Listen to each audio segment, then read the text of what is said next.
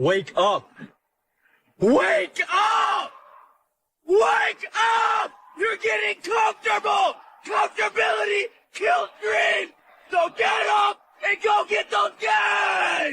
Effing Amelie, effing Amelie, effing Amelie, this a effing Amelie, effing Amelie, effing Amelie, effing Amelie, this a effing Amelie, effing A, hey, effing A, hey, effing A, hey, effing A, effing A, hey, effing A, hey, effing A, hey, effing A, hey, effing A, hey, seen them from a block away, yeah, we know they hot, but hey, chillin' with them villains, but they BSing from backstage, got that monster AK-47 bullet in your face, got them racks in plenty space, this is grown folks business here, so can't stay out that way, and I'm screaming out, Dinker Squad, like the haters hate, proving out these jeans, when we eat, y'all can't even have a plate, this a effing ambulance, so y'all better get out the way, hey, this is effing A, y'all can kick the DNA, put in work with better play, snakes bringing us better days, no, we ain't giving up no freebies, y'all just gotta pay, love is love and positivity, it ain't no other way, hey, this is effing A, hey, this is effing A, hey, this is effing A, hey,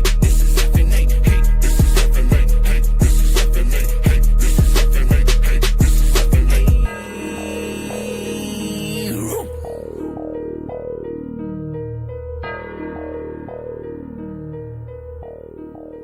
This is Avatar. What up, everybody? What up? Good to see y'all. Good to see y'all. Fuck yeah. Gonna be a great show today. Gonna be dropping some nuggets of knowledge. Knowledge. First, before we get to the guest in the chat, we gotta do shout outs to, you know, Shout out to us. well, and Nick, man, but unlocked. Forever Kennedy. Forever Kennedy. Forever killing Kennedy. the hat Yeah, game. up there. Look at that, the logo right up here. Let me see if I can point to it. Right there. There we Right go. there. Bloop. Forever Bang. Kennedy. Hell yeah. So make sure you're supporting Nick. Clown and sewer. All right. I got my Dinker Squad. Dinker Squad. Oh, yeah, we got different fonts for the Dinker Squad. Yeah. I forgot about that. I got mine to go with the Clown and sewer. right. Yeah. And shout out to Lindwyrm Big worm. I mean, Lindwyrm. and Duval. Duval. Yeah, like the same color purple too. Right? No, I guess not. Almost. Actually. This is just Mine's a little bit more reddish. I wonder if it's purple. because this one's never been washed before. I Maybe. wonder if they were the same. Probably. I think they both come from that shirt shop thing, whatever it is. Oh, right. The place that makes them as yeah. to go or whatever, like that. Printify. Printify, Spotify, yeah, whatever that's the it. fuck. Oh, damn. We got Mitzi in here first. Mitzi! Comment. Always good to see Mitzi. Appreciate you, Mitzi. Day Mitzi doesn't show up is the day I send a search party. I guess she commented at 4:12 yesterday. That's weird. Her comments first says 4:12 p.m. Hell yeah. James Perry, what up, bro? What up, James? Proxima fan, Mike and Melissa in the house. Hell yeah. Proxima. We got Brian from Sky High. Sky What up, High. Brian? What up, Brian? I also got him a hat. Yeah, he got two hats. Might Yeah. get a third one. Appreciate you, man. He said he had a buddy who really liked the black and purple ones. So it might Oh, be getting nice. one. Yeah. Dude, yeah, the black and purple ones seem like they're going quick. I figured the green and blacks, like both yours and mine, would go quicker. But yeah, the black and purple bill is definitely catchy. And you know what? I had Gray to and get purple mine bill, weird. sorry. I got the fucking wrong color font, wrong color eyeball. Josh? Oh, shit. Brisket and pork belly. Nice. Ooh. When are you bringing that by? Right? Fuck yeah. So barbecue for He's like, you got to come over here. What up, 970? 970. Welcome to the show. Duval in the house. What up, bro? Duval. We got Michael from Brave Adventures. What up, Michael? Getting smoothies. Michael? Yeah, that's that Michael. We got the guests backstage and in the chat. Oh, shit. Tara working double duty. Will with the F&A. Hey. F&A. Appreciate you, Will. Hell yeah. Who else? We got C-Dub in the house. Reptoid Gaming. C-Dub. Christopher Walker. That's the homie. Got the Forge fam in the house. Forge fam. What up, y'all? Cody, aka Freeing Spirits. What up, Cody? We got Nick Bag in the house. Oh shit, the Nictator. Yeah, make sure you're following Nick, Unlock Morphs, and Forever Kennedy. And if you're getting the hats, you already know who to get a hold of. Right? Sammy, the Pink Panther in the house. What up, Sammy? Or if you're getting shirts, whatever merch, talk to Nick. Ooh, feeding days for over at Cody's. Huh? Ooh. Oh, yeah. So believe it or not, people, first clutch. Hell yeah. Woo-hoo! We just found out right before the show. That was Right. one of the reasons we're running a little late. We're gonna be busy after the show. Hell yeah, that Clutch. song does pound, doesn't it, Nick? Fuck yeah, it does, man. He did such a fucking good job on that shit. So Benji in the Benji! house from What New up, Zealand. brother? Appreciate you. E Reptile. What up, man? New Zealand. Love New Zealand accents. Hell yeah. All right. Get off me, dick. You're right. I would say you got to go look up the New Zealand deck commercials. Yeah. Shit's great. Hell yeah, Nick killed the hat. Hell yeah. Squirrels are always Appreciate playing on me, dick. that. Neighbor's wife can't wait to get on my deck. I'm always chasing the kids off me, dick. Smoking nuggets for breakfast, fools. Hell yeah. Hell yeah! You already know. Not nuggets, but he's smoking nuggets. Got Jordan in the house. What up, Jordan? Jordan, what's up, man? Don D in the house. We're going to be sending you to Don Oh, D's yeah. video from today later on. So Yeah, make sure because to we stay dig tuned. the naked garden. We got Wiz in the house. What up, Wiz? Always good to see you, sir. Oh, you wanted to pass me? Time to roll another. Right. Always time to roll another. Hey, friend AJ said you hit me up about a hat. Oh, shit. Okay. Oh, shit. I'm horrible. It's his relaying fault then. messages. Yeah. When in doubt, universal scapegoat right here. That's right. I'm so important that anything goes wrong, it is my fault. I'm that important. Got hats on order now. Hell yeah, Wiz. It'd be nice if we ever got a Wiz shirt. I'm just putting it out there, but I don't We're think going to it's have to get hat and shirt now. No. I think we're just gonna have to make our own, like how that one guy made the Always Evolving shirt. Remember? It was Billy. Billy made that Always Evolving shirt back in the day because he wasn't getting a shirt from fucking. Yeah, I'm gonna make a Wiz that's shirt. right. We obviously ain't getting one from Wiz. Apparently Nick's twerking. He's a fucking hater, eh? No, he's not. Nick's twerking. That's hot. Says he's going to need another embroidery machine. Hell yeah, that's Ooh. good, man. That's good. Fuck yeah. Keeping you busy. Open the game. So many people on my deck today. People love hanging out on me, dick. Benji's deck riders. What up, Letka? What up, Logan? All right, so we got everybody in the chat. Appreciate everybody for tuning in. Hell yeah. We're going to bring our guest out now, so please get ready to type your questions in the chat there for any rap questions, reading. drop. If you got questions, whatever they are, just get them in there so we can ask Tara. But Right. here she is. Without further ado, Tara from VooDoo. Hi, everybody. How you doing today, Tara? The first show was so good, you know we Pretty had to good. How are you guys doing today? Excited, I bet. Oh yeah, doing good. I'm always excited when I get to learn something. This Right? is gonna be Oh. great. I was referring to the first clutch. Oh, Man, yeah, it's a great day. hell yeah! Finally, this is the longest drought I think we've gone without a clutch, and it's weird because we're doing more pairings than ever now. So I Like guess last- just they're going to come all at once. Pause. Like last year, we had like 30 clutches about somewhere in there, and they all throughout the year. Now I don't think she knows we've got about them that, all Nick. just fucking. We've got like 4 more girls that are getting ready to drop like within a couple weeks, probably. And then probably like 4 more in another month or so. Not too shabby. I'm waiting on about 6 girls to drop. Hell yeah. And I've still got 1, 2, 3, 4, 5 clutches in the incubator. Nice. Yeah, I think everybody has more clutches than us right now in the incubator. We got 1. It's not even in the incubator. People having their first clutches ever got more clutches than us in their incubator. Right. And I can answer Nick's question. Okay. Bear traps. Better rats. Yep, bear traps. Put bear traps in your yard, and then put a sign that says no trespassing. There you go. I like it. Hell yeah. You have 0 waiting on 1. Okay, well, I guess we got 1 more than Nick then. All right. Oh yeah. So, back to for part 2. Where do you want to start, Tara?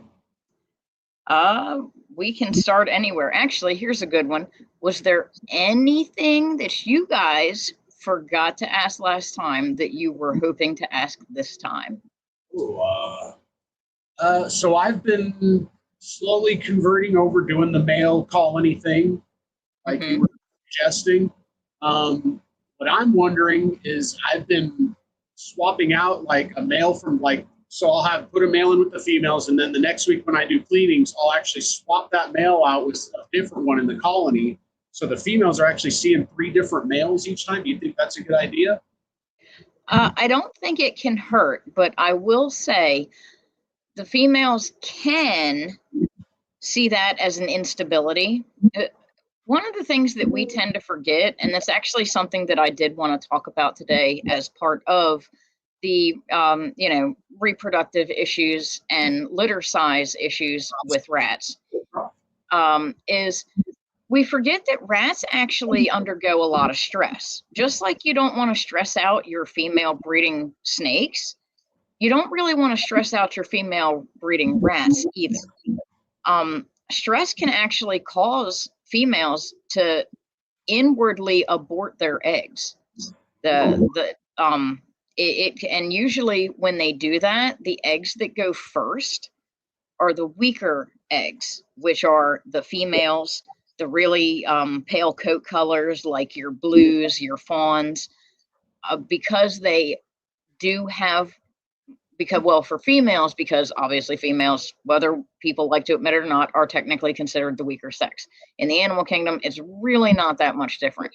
A lot of times the female babies aren't as strong in most mammals as the male babies. Obviously, male babies can go out, they can grow up, and they can spread their seed a lot faster than a female who is growing up and having to wait on a male to come along and do that. Huh. So basically, if you're having a whole bunch of males and darker animals, it might be because your females are stressed. That is one of the causes. Diet can actually determine whether you have a higher ratio of males or a lower ratio of males and a higher ratio of females in rats. When you have fatty foods and your rat is getting a lot more fats, whether it's saturated fats, normal fats, good fats, bad fats, what have you, it will actually cause a spike in the male embryos. Wow. Now, when you do carbohydrates and salt, that puts a spike in your female embryos. Wow. It's actually, if you raise the salt content of your females before you start breeding them and during gestation, it will 9 times out of 10 result in a higher ratio of female offspring. Oh shit. Wow.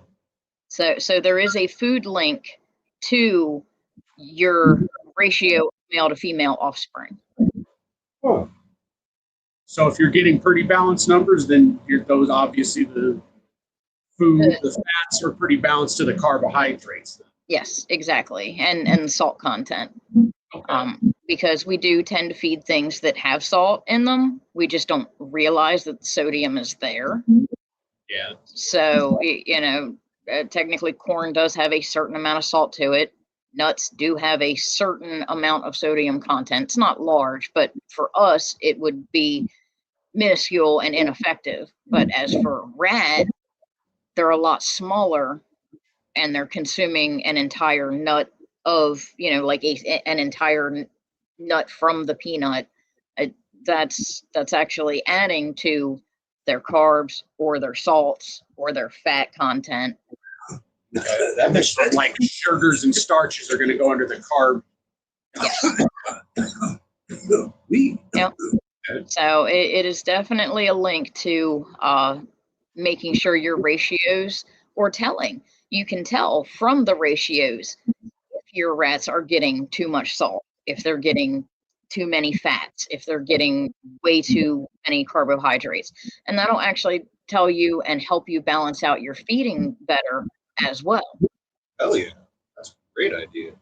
Will wants to know, would white corn be worse or better over yellow corn? I want to say, go ahead. I'll let you answer. No, go ahead. I want to hear your thoughts. Horrible. Fuck that I was going to say, I thought we said last time that corn altogether was bad.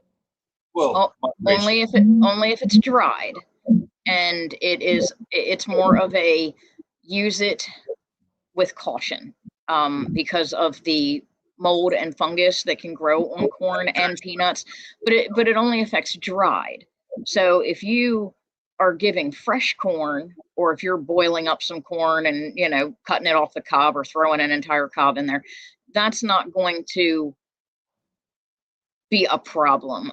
As far as white corn to yellow corn, I haven't noticed a difference in the rats liking one more than the other, or the health effects being worse in one more or the other.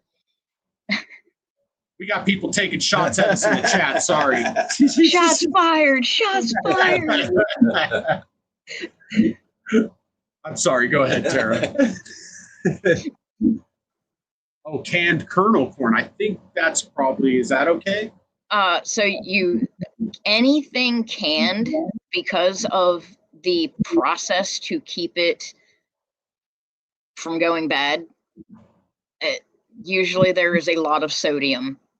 So you're getting a lot of high levels of salt and sodium in your canned products. So that obviously is going to raise the content of salt in their diet. it does make sense. Would it be a bad thing if you were trying to go for more males because they do get bigger quicker? So if you were a rat breeder trying to get bigger rats, would that necessarily be hard on the females if you were giving them was it higher fat content for more males? Yes, higher fat content for more males, carbohydrates and salts for females. It not so much as far as if you were only doing it here and there. If you were trying to do it consistently, obviously that's pumping a lot of salt, and you know what happens to us when we get too much salt. Right. I think diet is where it's at in the first place. Right. Yeah, it's definitely going to end up causing a problem. Obviously, just like with us, we have too much salt, causes a problem with us. Absolutely. Too many fats causes a problem with us. Yeah. Yep. Got to work them cheeseburgers through. Too much sugar, you get diabetes. See, exactly. As we talked about last time, in my opinion, everything in moderation. Stick with your, staple standard feeds that you're feeding, your Kalmbach, your Missouri, things like that. Go ahead and add the mealworms, the, black oil sunflower seed, kale, carrots, but do all of the extras in moderation. That makes sense. What up, Nikki? Because, they make it a balanced diet on purpose. Their actual rat feed. Mm-hmm. Oh, well, sometimes that's questionable. I actually have a breeder friend. She also does dwarf rats as well. And a bunch of her rats are 9 years old and still completely kicking. And she feeds a completely natural diet. She does not feed pellets. She makes their food fresh 3 times a day. And yeah, she has been, yeah, she's been in this for a very long time.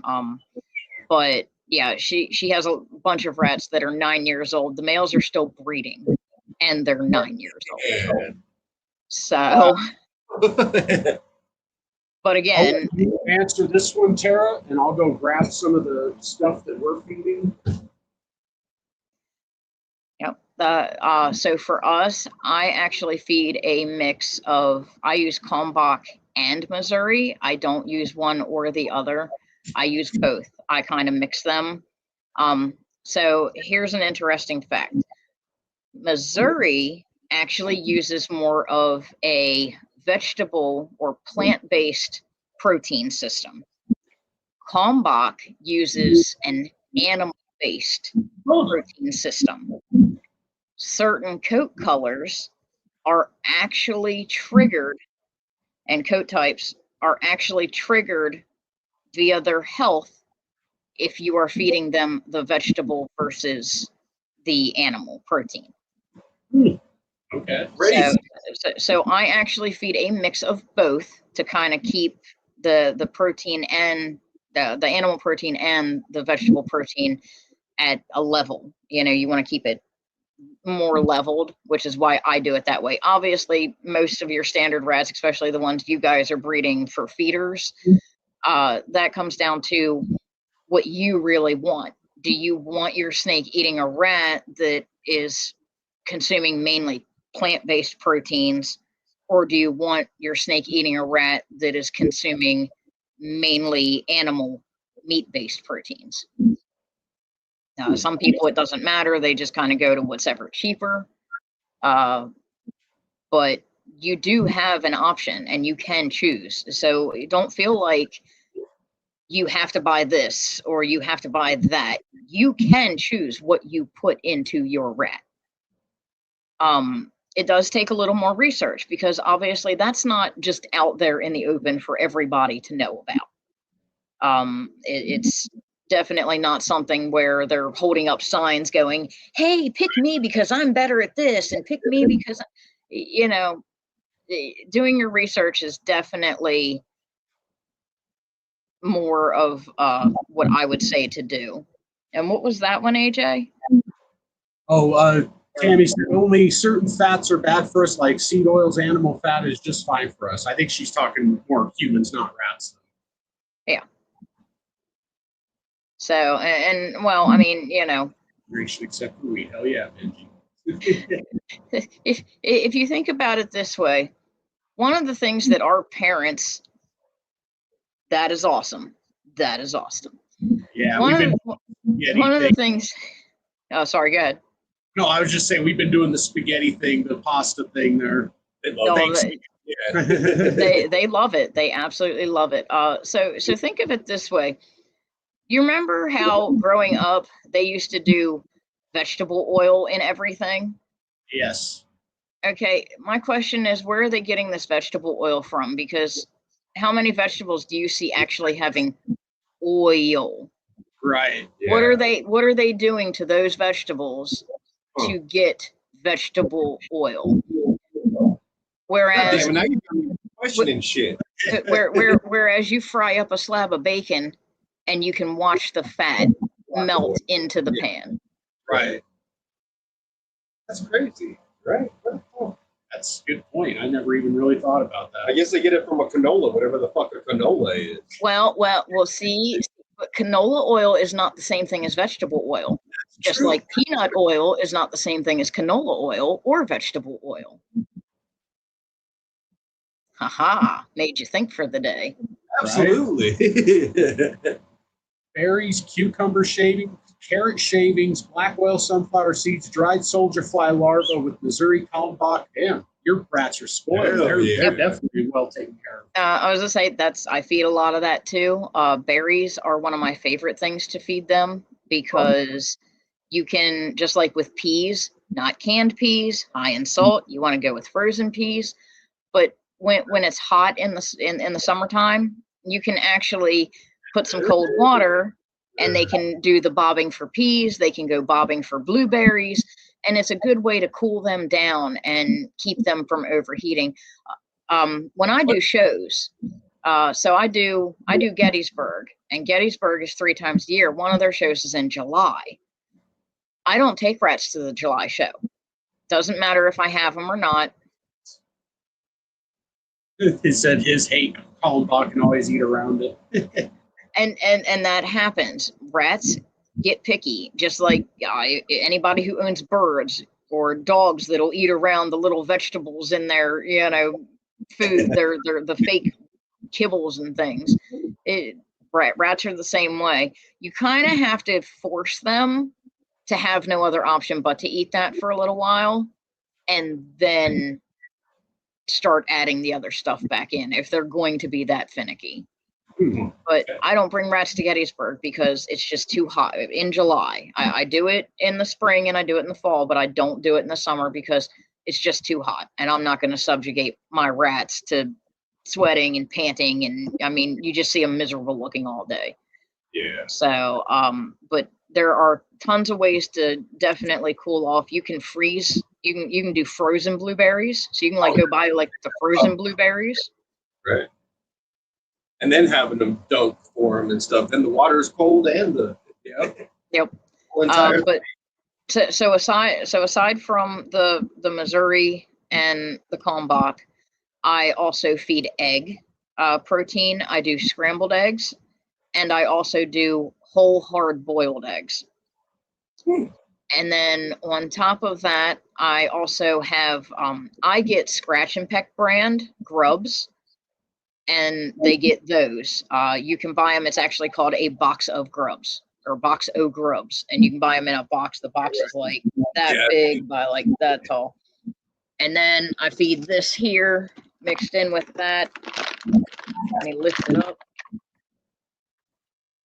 That is Higgins Sunburst McCall. Okay. So that's like bird food then for macaws. It is. I do pick quite a few things out. So if it's something you decide to get into, please message me so I can let you know what I pick out. There are certain things that it does have in it that you don't want to give your rats. It does have peanuts. It does have corn. So those are 2 things you are going to want to pick out. And then it also has giant chunks of mango. And while in small amounts, it's okay, the big chunks that it has are definitely not, they're not what you want to be feeding consistently, just pouring it into their bowl or whatever. Unless you want to sit there and chop one of them up into like 40 little pieces. Oh, let me tell you how hard that is, because they're all dried. They're all dried, and they become really tough when they're dry. Like brittle leather. Yeah. Ugh. Control.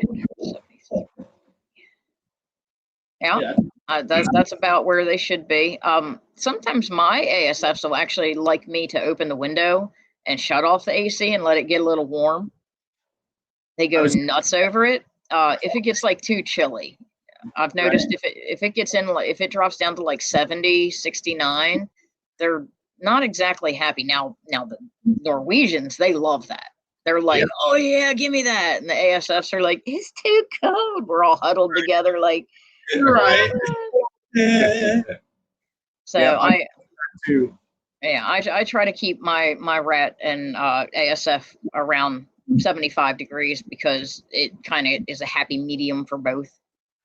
So wasn't this a mistruth that we Yes. Yes. Citrus in itself is not a no-no for female rats at all. It's not a female rat issue. It's a male rat issue. And on top of that, it is actually the L-liminin that is in the rind of the citrus. If you take the rind off and you actually open up an orange and you take the little bits of we're going to go with the skin, not the rind, but the skin that's there. If you take that off, that thin skin that covers the actual juicy part of the orange. Membrane. There you go. There you go. The membrane. If we peel away the membrane and we give small amounts of the inside of that to our male rats, it's actually not going to hurt them. It is just the fact that the rind and whatever the rind is touching has a higher amount of the L-liminin, which is what is lethal in rats. But again, this whole it's lethal for them. Yes. So what happened was a lab, like an actual lab, gave male rats high dosages of just straight L-liminin, not even like orange peels or anything. They gave them high doses of straight L-liminin for a prolonged amount of time. When you feed anything high doses of something for a prolonged amount of time, your research is going to find that, hey, this is bad for that. Yeah. So yes, citrus is a very in moderation. It is more focused on not feeding it to male rats. Female rats can have citrus, not the rind. We don't want to give them the rind, but they can have citrus a lot more consistently than what male rats can. You just want to stay away from high doses and not feed them the rind. The amount of the L-liminin from the rind that actually touches the fruit inside, no, rats and ASFs cannot be kept together. Have you ever seen an ASF kill a rat? I have. So I've put them together, not permanently, but like when someone's coming by to get like a rat order, I'll put them in a holding container together, and they always seem, I've never had them fight before, but it's always a short amount of time, you know, like it's not like they're living together. Like I've brought them home before, back before we were breeding them ourselves, when I was picking up ASFs and rats, and you'll see the soft furs all here, and then the rats huddled over in a corner like, oh my God, what are those things? Keep them away from us. Oh shit. Wow. Dude, soft furs get nasty. They do, man. They can be. Mine actually aren't that bad. I was actually holding some the other day or the other night on the Sipping with Serpents show. I was holding some of my ASFs, and I was like, hey, look, here you go. Like, mine aren't that bad. I've trained them to be really well. Took a lot of time, a lot of patience, but you can get them there. Not sure what 970's asked here. Maybe you do. How would you go about going to separating the moms to their own tub? I'm not sure if he's talking about maternal breeding or if he's something else. If we're talking rats, you do not. If we're talking ASFs, do not separate an ASF colony. Oh, Do not separate an ASF colony. you're not going to be allowed back in the game. Yeah, that's a big no-no. Taken out. If we're talking about rats with the pregnant moms, if you want to. Apparently, she looks like a younger version of V Reptiles veterinarian. So with the pregnant rats, if we're going with the Norwegian rats, yeah, exactly. Yes, you want to separate females before they give birth. Trying to separate female rats and picking out whose litter is actually whose after they've given birth is a really difficult thing to do. And sometimes when you separate them like that, they will actually kill babies that aren't theirs. I have seen this happen. I have seen where I actually just had to go separate a female who had babies about 2 months ago. She was in with another mother who just had babies, and she kept stealing the babies from the other mother, and they started fighting over them, and one of the babies got ripped in half. I've seen that too. So if you are going to separate, it needs to be done before the babies are actually born. That makes a lot of sense. Other than that, you need to leave. You need to leave the females alone. Leave them together. Let them do their own thing. Yeah. Earlier today was not fun. Yes, ripped in half. You want me to go get it out of the trash can and show it to you? No, I'm good. So I've seen that exactly what you're talking about, where there's like that mom that wants to take care of every baby in the tub and will just try to like moms be over 30 babies at once. thinking she's got nipples on her But like, fingers. yeah, it's like, what are you doing? Like, And they do some there is actually there is an effect called the M2. There's an effect called the M2 effect. It was actually something else I was totally going to touch on as we moved, further into this male-female thing. The M2 effect is where so rats have multiple uteri. Obviously, you have to have multiple uteri to have multiple babies. Right. Yes, exactly. So a rat's uterus, one of their uteruses, it actually has horns on it, and the embryos develop inside the horns. The M2 effect is when a female embryo develops in between two male embryos. The female ultimately gets a rise and spike in testosterone. Now, once this female is born, she will be more aggressive because she was exposed to these higher amounts of testosterone for what a female should be. She will be more aggressive towards her cage mates. She will actually be more masculine. And when she has babies, those babies will most likely be male as well. Wow. does that have an effect on the size of her litter by chance, or? No, it generally does not. It just causes them to produce more male-based litters. Okay.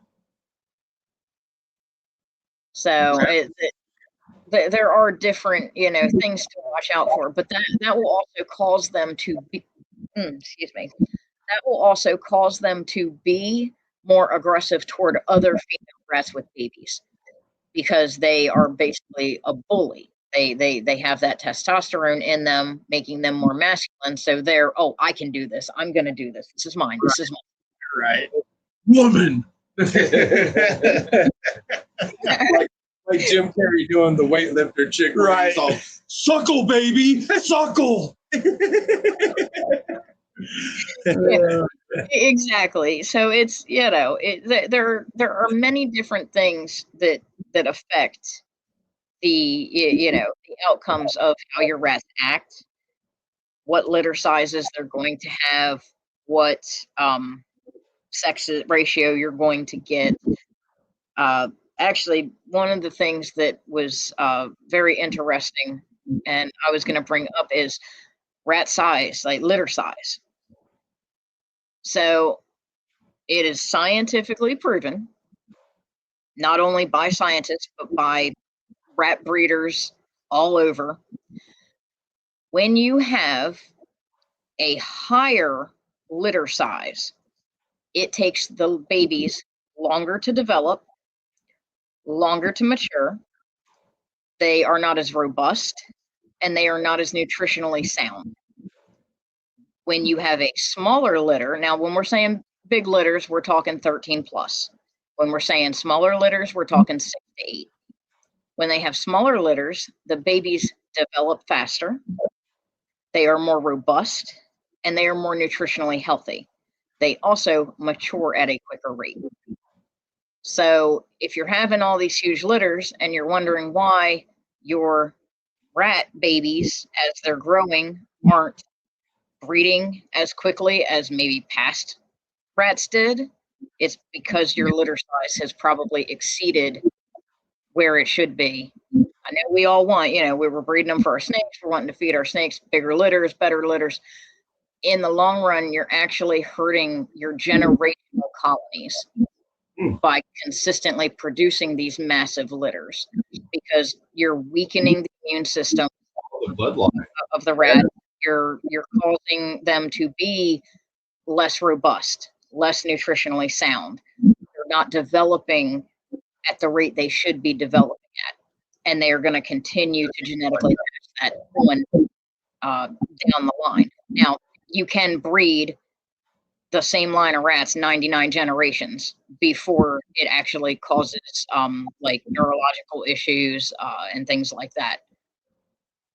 But I mean, if you're breeding them for that purpose, you're going to get to those 99 breedings, though. this is actually, I was actually talking to somebody about this question the other day. I do not use the vision racks. They're great. More power to the people who use them. In my opinion, they are not deep enough. They are great lengthwise. They are great, you know, widthwise. But as far as their height, I cannot stand the height of these racks that we keep our rats in. Because if you've ever had a pregnant wife, how miserable is she when she can't move for 4 hours, where she can only kind of shift this way or shift that way? We're doing the same thing to our pregnant female rats, which causes stress. When they can't stretch out, let that belly lift up a bit, because we're carrying 13 or 18 babies and we're wider than an orange. We don't have time to adjust. We don't have time to stretch out. That can also actually lead to birth canal blockages.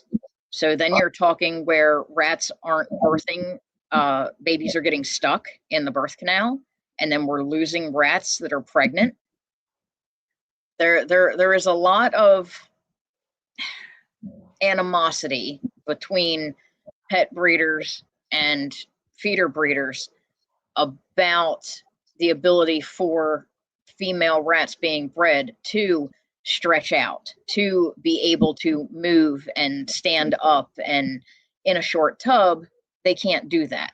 They can kind of lift up, but if you've ever had a rat not in one of those short tubs, and you see they'll stretch up to their full height, they'll grab onto the, you know, tops of the little slats in the bars, they pull themselves up. If you were as round as an orange and the size of a rat, would you really want to be stuck to only going this far up? Right. Yeah. Right. I mean, they can stretch out, yeah, but there's only so much you can do stretching out because of gravity. Sometimes stretching up helps readjust those babies better. True. I can see that. Stretching up, being able to stretch up, also stretches out all those many uteruses, which opens up more horns. The more horns that are open, the more embryos there can be inside those horns. That's crazy. So, but then you don't really want the bigger litters. well, but some people do. Right. Like I said, I give facts, I give information. Ultimately, it is on you to decide how you want to breed, how you want to run your business, and how you want to do things. I'm not trying to force anybody to do it this way, do it this way. That's not what I'm about. I'm about education. There's been a lot of myths about rats. There's a lot of questions that I've seen on other podcasts where people are talking about rats and they may have misinformation, or they don't understand, they don't know something, because it's not talked about widely enough for people to know about it. And I just want to be able to get out there, get the information out there to help you guys in your endeavor. Right. Hell yeah. But whether you take my advice or not, that's on you. In the end, the better we can do with our rats, the better those rats are going to do for our snakes. Right. Mm-hmm. And the healthier, you want to feed your snakes healthy rats, you have to have healthy rats for that to happen. Exactly. So it's definitely a thing. The other thing I wanted to talk about today, I actually have. Can you answer this question real quick for Brave? He asked it a minute ago. Just asking if ASFs and regular Norwegians require the same amount of maintenance cleaning wise. I honestly feel that they do, but that's just me. Again, some people clean their stuff once a week. Some people clean it multiple times a week. Depending upon what bedding I'm using, I'm either cleaning every other day, I'm cleaning once a week, or I am pulling it out every 2 weeks. Hemp bedding is one of the better beddings. It absorbs odor much better. It actually helps maintain the urine. And one of the nice things I like about hemp bedding is a lot of my rats are trained to go in a specific corner to use the bathroom. I can just take a scoop, like a scoop you would use to scoop out your rat food. I can take a scoop down in there, get that corner out, dump it out, and then just put new bedding in. Right.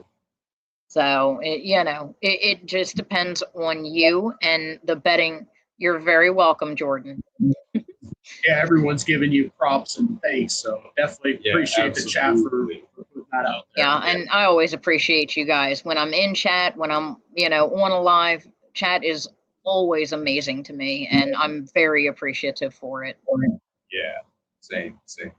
But yeah, hemp bedding, it is a bit more expensive. I will not lie to you there. You can buy the same size bag of Aspen for $34. You're gonna spend 52 to 72 on the same size hemp bedding. But in my opinion, it lasts longer. Because it absorbs better. It has 10 times more absorbency than your Aspen does, or your, whatever you're using. Kiln dried pine. So kiln dried pine is something I do actually use with the soft furs. I put a layer of the pine down. I put the sweet PDZ, which is just like a horse stall refresher. Yeah. Then I put a layer of the hemp bedding for more absorbency. Then I put my Aspen down. The ASFs tend to want to consistently chew on the hemp bedding. And sometimes that kind of bothers me because I always worry about blockages. Blockages are a big concern of mine. Because nobody wants to see their rat or ASF this big around and its tongue hanging out and it's dead because it couldn't pass its, waste. But yeah, so I do try to limit the ASFs with the hemp bedding, but I also use, if you're in a pinch and you have money, like say you get your taxes back, you can also use basically felt. What you do is you take and you make yourself a mat with you can go to the UPS store and you can buy their liners and put it inside the felt. And then if you have a sewing machine or you're good with sewing, sew that stuff. Those can be washed. So I'm actually learning how to make those myself. I was buying them, but I am now learning how to make those myself. But I use fleece, and it's a mat. It's just a mat you put down in the bottom. Now, obviously, if you're having a bunch of litters and things, they want that bedding to be able to kind of hide and hollow out to. But if you're not waiting on litters and you want to save some money, make one, buy one. They are around $40 for, trying to think what size that is. We'll go with an 18 by 13 by 22. They're about $45, but you can throw them in the washing machine. So if you're trying to save some money, if you're not, if you're only doing a small amount of rats, you can always go that route and just buy a couple and change them out, throw it in the washing machine, put it back in. It'll save you some money in the long run. But again, if you're doing like breeding, if you're hardcore breeding or you've got really large amounts of rats, it's not going to be as monetarily efficient. Right. And are you doing that? Are you with the cloth? Are you doing once a week or probably more often? I actually pull that out twice a week. It depends on how much thickness you use in the absorbency liner. Like I said, they're not cheap to make. They're even more expensive to buy. But if you do it, you can save some money by washing them. And you can wash them multiple times. You can wash them, you can throw them in the dryer, and they're still going to do the same thing, time and time again. until the rats chew through them, or which I haven't really had that problem. They don't really mess too much with the fleece liners. They like to chew their hammocks and things, but they don't really mess too much with the liners. Okay. But it is, you know, a cheaper, quick way. Brian from Sky High asked, what do you use to help keep your water lines clean? Ah, see, I don't use water lines. I use water bottles. I have heard way too many. Huh? Well, I was gonna say I got an answer after you're done then. Yeah, I use water bottles. I actually, for anybody new who doesn't know, I don't breed feeder rats. I breed dwarf Norwegian fancy rats as pets. So I do keep a bit differently than what you guys who are breeding feeders do keep. I have heard too many horror stories about, you know, lines flooding and things like that, or not working, drying up, not getting enough water. And compared to your $7 rat, my $120 rat is not worth losing. Difference. Yeah. Yeah. Go ahead, AJ. Of rats could be like monetary of like 8 of ours, 10 of ours. So I was going to say, with the way we do our water is it's if you get on Freedom Breeder, they sell a low pressure water regulator. You can actually, it's like a hose type fitting, and I just split the faucet to my washing machine, put the low pressure water regulator on there, and basically whatever pressure is going in, the max that can go out is 3 psi, and it's got a thing you can regulate it and adjust it.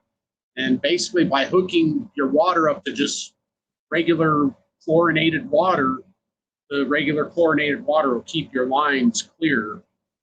That's actually, I've learned that from Rice Reptiles. So, I mean, if you've ever seen their rat breeding operation, it's like basically a warehouse. So that's what they do with their Kabilka's rat shit, isn't it? I don't know. I think actually Rice does. I think Kabilka has his own thing, and Rice has their own thing, because Rice supplies other breeders too. So makes sense. But yeah, that's what I do. Is I just Freedom Breeder, low pressure water regulator, and then just run your lines. Hell yeah! What up, Patrick? Appreciate you, Patrick. Hey man, Pat, man. See, she's got one of her beauties right there. Oh, how cute! I love Dumbos. Yeah. Yeah. And is come here, buddy. These guys are still being worked with. They're actually the new litter. Oh man, so cute. He's about 2 months old.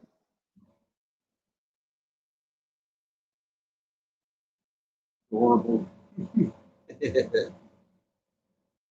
But it helps to, if I see them out, I don't mind going ahead and grabbing them just to, you know, give them a little bit of attention for a few minutes. I try not to force too long of sessions because it can stress them out, make them even more afraid of you. Gotcha. But he happened to be out, and I've got a few of them over there from the litter, and I figured I'd go ahead and grab him and at least give him a few minutes. One thing I will add about the low pressure water regulator, make sure all of your lines are attached to your water nipples really good, because if they do become disconnected, obviously that water is just going to keep running. Yeah. So I also suggest getting, I've got water sensors like below each rat rack. So if one of those waters does happen to leak, it will, like, eventually when the tub overflows onto the floor, it will set the water sensor off. So hopefully you can get to it before it messes any other tubs up. I've actually gotten to them in time to save the rats that were getting flooded before, thank God. Not all the time, but and it doesn't happen that often. I mean, we've got 100. And actually, if we just took and fucking hose clamped them. I do got zip ties on a lot of the ones upstairs. Like hose clamps, it's not really, it's kind of a tiny fitting, so getting hose clamps that small is kind of hard, but like zip ties work pretty good if you take like 2 sets of pliers and actually get a zip tie on there real good. What up, Jay Slithers? Jay, what's happening, man? Colorado fam. Killing me, Smalls. Do we have any other questions for Tara? I'm trying to think. I know I had some, and I'm just probably spacing on them right now. It's like going to a Oh, record I had store one and start. trying to That's record a right. record. Cody asked, how many females to a colony in, let's say, a 75-gallon tank with 2 stories? Are we talking ASFs or are we going back to rats? Because it does matter. Right. Definitely. So rats or ASF, Cody? Thankfully, I have never had a flood. Knock on. Yeah, it sucks when that happens.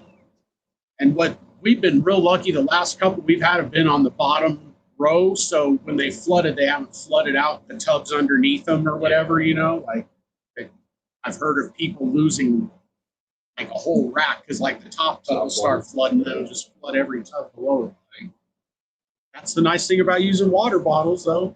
You use a water bottle, they cannot flood the tub. Right.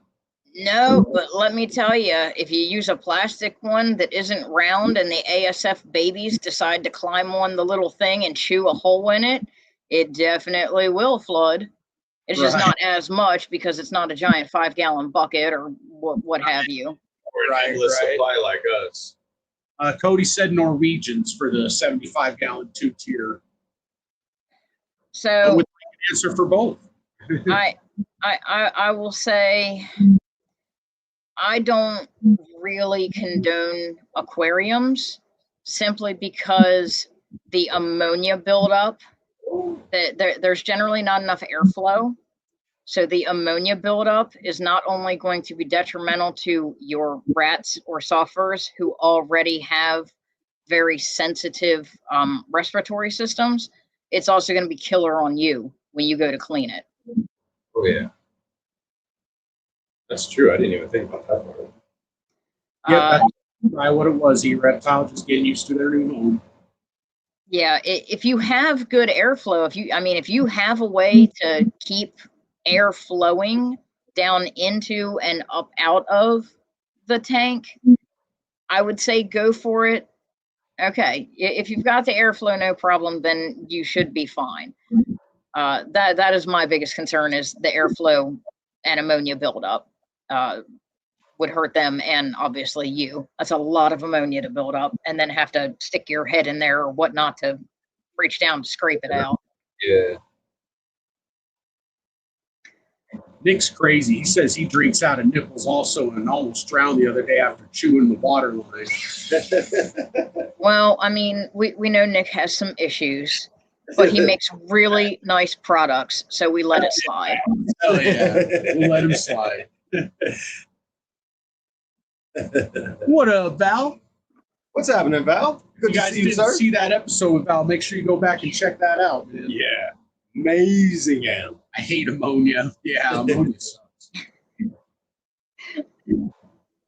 So here, just to answer the question earlier about what we're feeding, it's a local company called Big Boy Exotics, and the guy that runs the company actually, I guess, helped design this food for it's Agfinity is the ones that make it, and that's where I go to get my bedding anyways.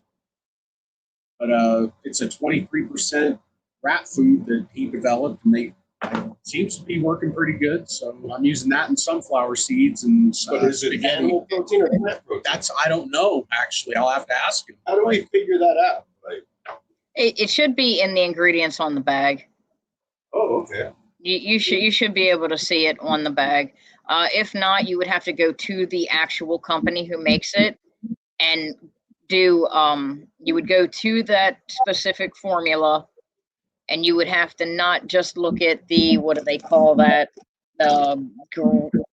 guaranteed analysis. You would have to look deeper than that. You would have to actually scroll down and look at everything, every single ingredient that is in it. Usually the very first ingredient is the most prominent. And if you're not seeing meat as the top 5 to top 10, it's more than likely going to be plant-based. So it does say processed grain byproducts is the #1 ingredient, and then animal protein products is the second ingredient, plant protein products third ingredient, molasses fourth, molasses products fourth, XP yeast diamond 5 vegetable oil. Now there you go. That's telling you right there. You have a high. They are making their food with a higher vegetable protein content or plant. I actually like to say plant because they're not all technically vegetables. Okay. Now I have to ask them which vegetable they're juicing to get oil. But yeah, your 3 of your top 5 ingredients had the word plant or vegetable in it. Right. And that's going to be a plant-based protein. Did you say Missouri was the plant-based between them and Kallenbach? Okay. Yeah. So if we got some Kallenbach to supplement, then that probably wouldn't do any harm. No, yeah, it definitely wouldn't. And honestly, in most places, Kallenbach's a lot cheaper than Missouri. Right. Or what about mixing? What about like, because what I was feeding before this was the cat food from Tractor Supply and corn and a bunch of other stuff. But the cat food was where I was figuring it was 30% protein. So I was like, well, this is better than the rat food because it has more protein. And I'm sure it had a lot more fat too, being cat food, like. Cat food is also high in taurine. Taurine is in high quantities, and cat food is very high in taurine because ferrets and cats both require high amounts of taurine to keep their systems functioning. That's how they can go nuts for hours and then just crash out and sleep for 14 hours. It keeps them efficient, keeps them going really well. So do you want to answer first? I was just going to say 6-7 years for us, right around there, 6-7 years. I have been breeding rats for about 10, and I have owned rats for longer than that. Before that, I have had ferrets. I actually grew up with ferrets. My dad used to hunt with ferrets. Oh, yeah. I love ferrets. Yeah. Minks before. That's really cool. Yeah, so I've been around all kinds of weird animals. My dad actually had a pet raccoon and a pet skunk when he was growing up. He's got all these pictures he used to show us when we were younger. So I get my love of exotics honest. That's awesome. Oh yeah. Okay, Morphforge says, so Kallenbach for our ASF is animal protein. Is that not great for our snakes? Or is there a dip, like, should we be looking at that, the animal versus plant protein when we're talking about feeding snakes? So this is going to be hard for me to answer simply because I'm not a feeder breeder. So I haven't done the actual research or done it myself to decipher which one is actually better. This is where you guys are going to have to come in as a community and try this out. Some of you try it one way, some of vegan rats. What does a rat eat in the wild? Is it more plant-based or animal-based generally in the wild, or does it just whatever they come across? No, rats are scavengers. They'll eat whatever they can scavenge. But keep in mind, a lot of times when you see an infestation of rats, you don't see an infestation of roaches or mice because rats eat roaches and mice. Right. Okay. So, like when a moth, I threw a moth in one time and they grubbed it, man. Like, yeah, that is one thing. I actually, the neighbors downstairs, because we live in an apartment. We live in, basically, it was a house that was cut in half and then cut in half again. We live on the top half. Because we have rats, we never get mice in the winter. So the neighbors are always complaining about how they never hear us complaining about mice, but they always get mice in the winter. And it's like, well, because we have rats, and most of the time when you have a robust amount of rats, now obviously if you have a facility filled with rats, you're also having open space, you're going to get outside mice, you're going to get outside rats.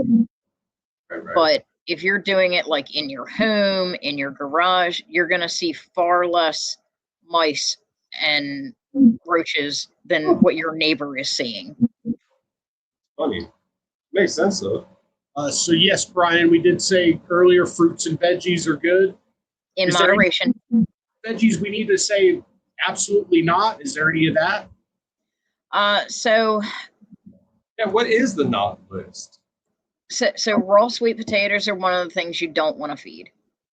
Well, You can raw sweet potatoes. You can feed cooked. You just don't want to feed raw.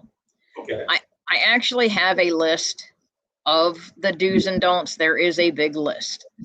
Oh, wow. I can't even tell you all of them off the top of my head. My philosophy for me is a lot of the stuff that is on the list that they can't eat, I don't eat anyway. And they get a lot of my leftovers. So I don't generally worry about what I'm, can't feed my rats, because if I'm not eating it, they're not eating it anyway. As I said, I'll make a meal and I don't use a lot of spices or things like that. I can't do spicy. My stomach can't take it. And I'm a super finicky eater when it comes to a lot of things. So most of what I eat, unless it's, a cupcake, which I don't really eat a lot of that stuff either, but the rats eat. I eat a lot of fruits. I eat a lot of vegetables. I don't like sweet potatoes. I don't like zucchini. The certain things that they can't have, I don't like it anyway, so they're not going to get it because I'm not going to buy it. Perfect. But if you guys are interested, I can actually I will post a list on my Instagram. I'll take a picture of it and post a list for all of you to be able to flip over to my Instagram and look at it. There is a thing about chocolate. I've heard that dark chocolate can be real good for them, but milk chocolate is not. So milk chocolate is it's high in sugar. You're just giving them a lot of sugar. Dark chocolate is in moderation. Again, as with everything, dark chocolate will actually cure a respiratory infection in a rat, as long as it's not too severe. Really? Yes. Okay, there's a nugget right there, people, because I know that I've heard like sneezing in some tubs, and which is generally a respiratory sign if they're doing a lot, right? To be fair, rats sneeze a lot anyway. Okay. Rats have a super sensitive respiratory. They're Up on their fur, right? Oh, sorry. Read that. No, oats is fine. Again, you just want to be really careful with keeping that balance. You want to make sure they're having that balance. Any little extras is okay. A couple of blueberries. You want to throw some carrots. You want to throw in pasta, obviously pasta. That stuff's fine. You just want to keep it in moderation. Bananas. They can have a slice of banana. I don't generally feed them the dried bananas because they are really high in sugar. But if you cut up an actual banana for yourself and you throw just one little round in each cage, good to go, just fine. Or tub for you guys, they're fine with that. Oh, Jordan, as far as your question for what's better for ASFs, plant or animal protein, if you don't give them enough animal protein, they're going to eat their buddy's face. I'm just going to put that out there. You're not wrong. You're not wrong. If you don't keep them consistently in water, they'll eat their buddy's face too, and the rest of them. that's one of the biggest things. They run out of moisture, right? They're finding moisture. It doesn't matter where that moisture comes from. Exactly.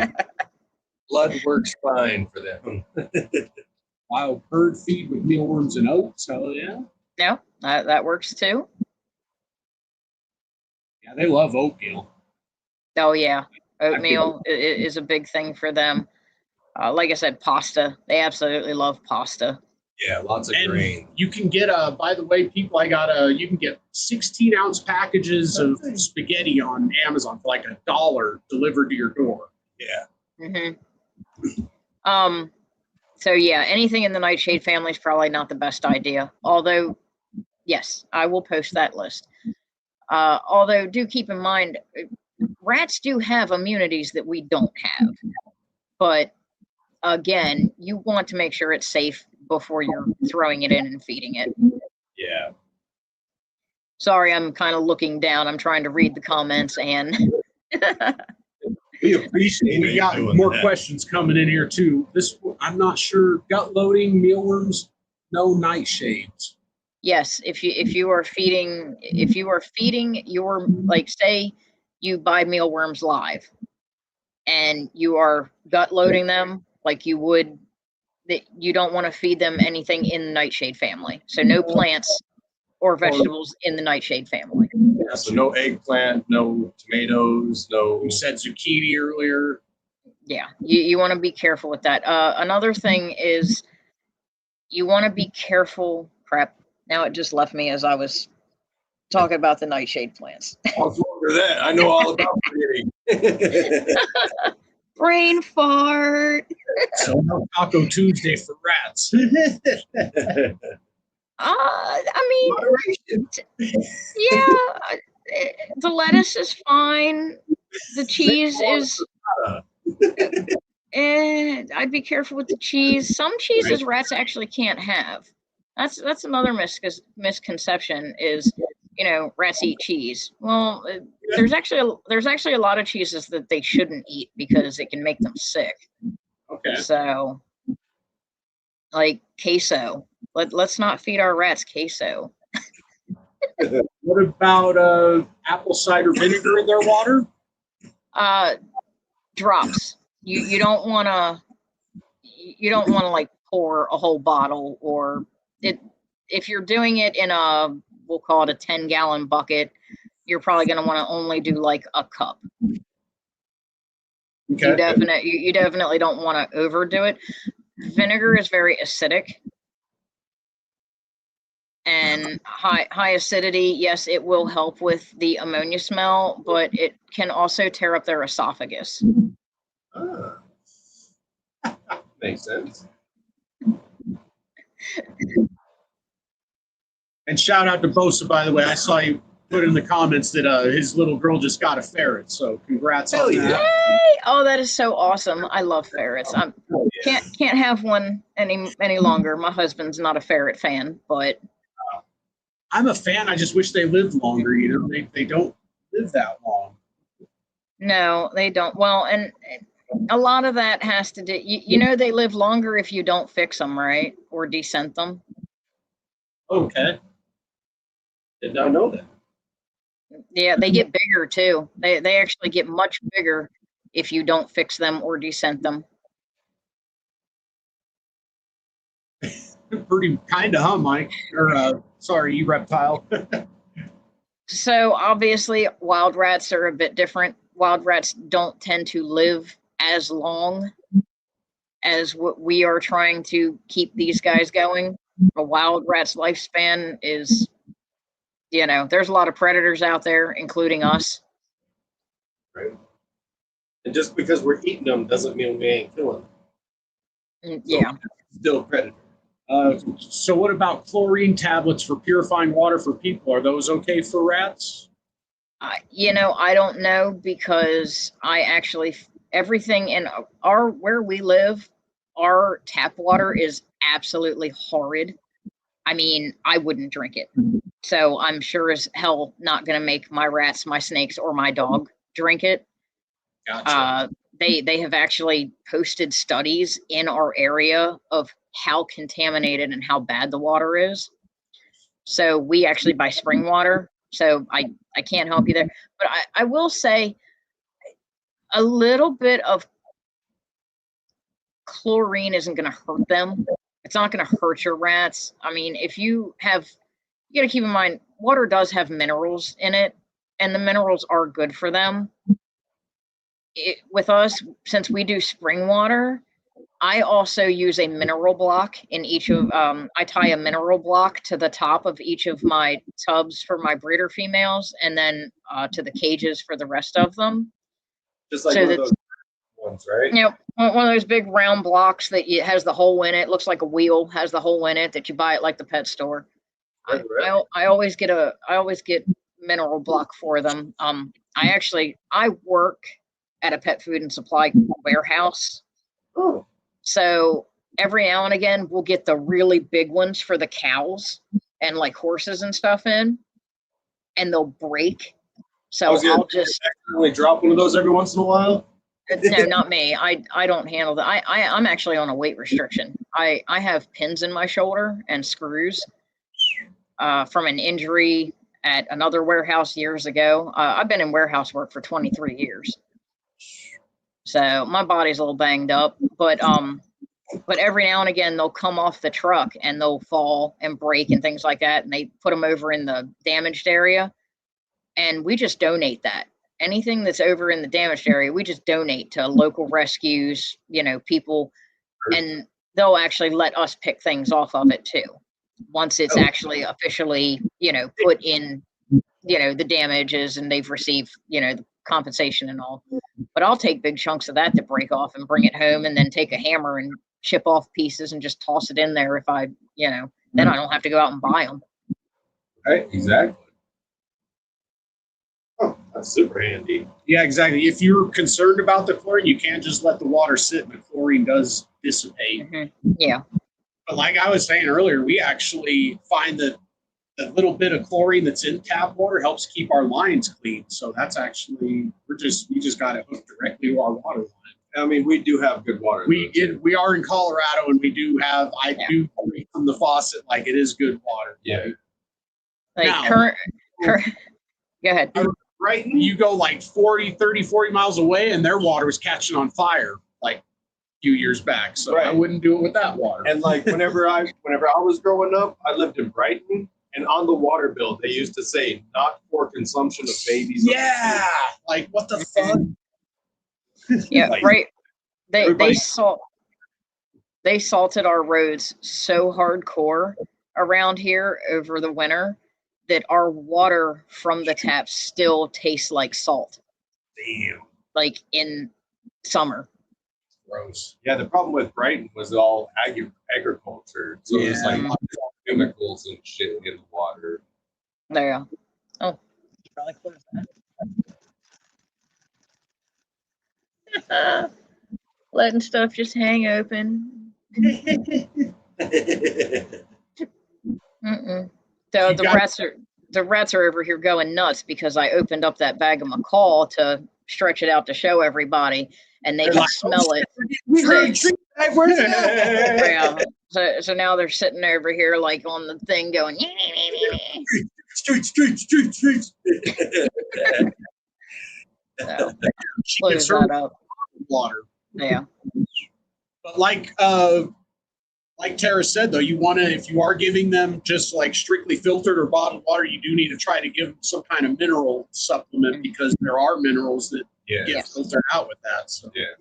And spring water has minerals in it, but you have to keep in mind most spring waters, they filter that as well, because they pump it through a line from a spring, and then it also goes through a filter just to make sure that there aren't any, bees and all bacteria or anything. So it, in turn, that filters out some of those minerals.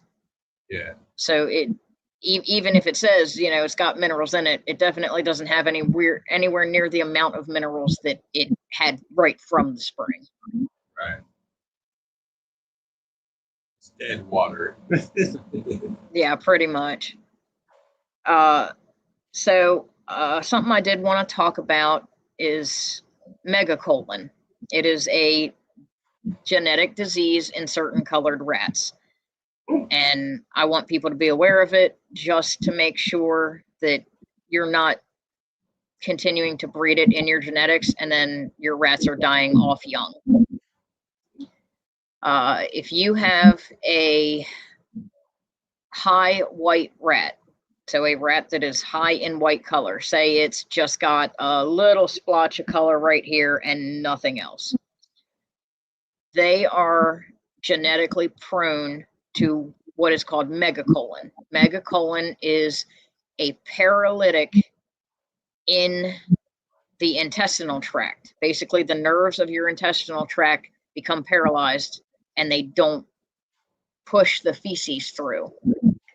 So if you're finding like babies that are, say, you know, a couple weeks old, they're a higher white color. Now, albinos are not, this does not affect albinos. This is just your basically your black-eyed whites. So when you have like the high white rats that have black eyes, you'll notice that some of the babies have like a rounded or a puffed out belly. That is megacolon. What's happening is they're not able to defecate, and then basically their intestines are exploding inside their body. Damn. Those are feeders. Yeah, so definitely keep an eye out for that, because it is genetic, and you could pass it on, and the more it passes down, the more severe it becomes, and you could kill off your entire colony. Wow. So, and it's only white rats with like a splotch of color, you said? It's called so DSW, dominant white spotting. So basically, the rats that you have that have just the head cap, they have just the cap on their head. The rest of them's white.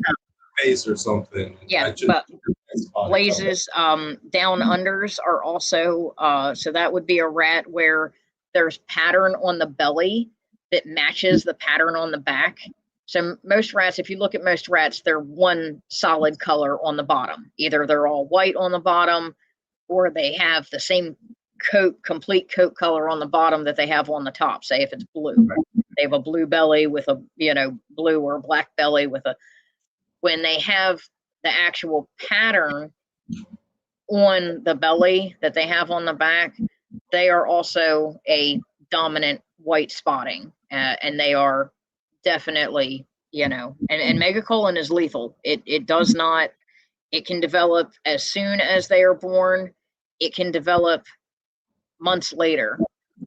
So always make sure, you're paying attention to your rats, because you definitely don't want to. No, megacolon does not apply to soft furs, because soft furs are not actually rats.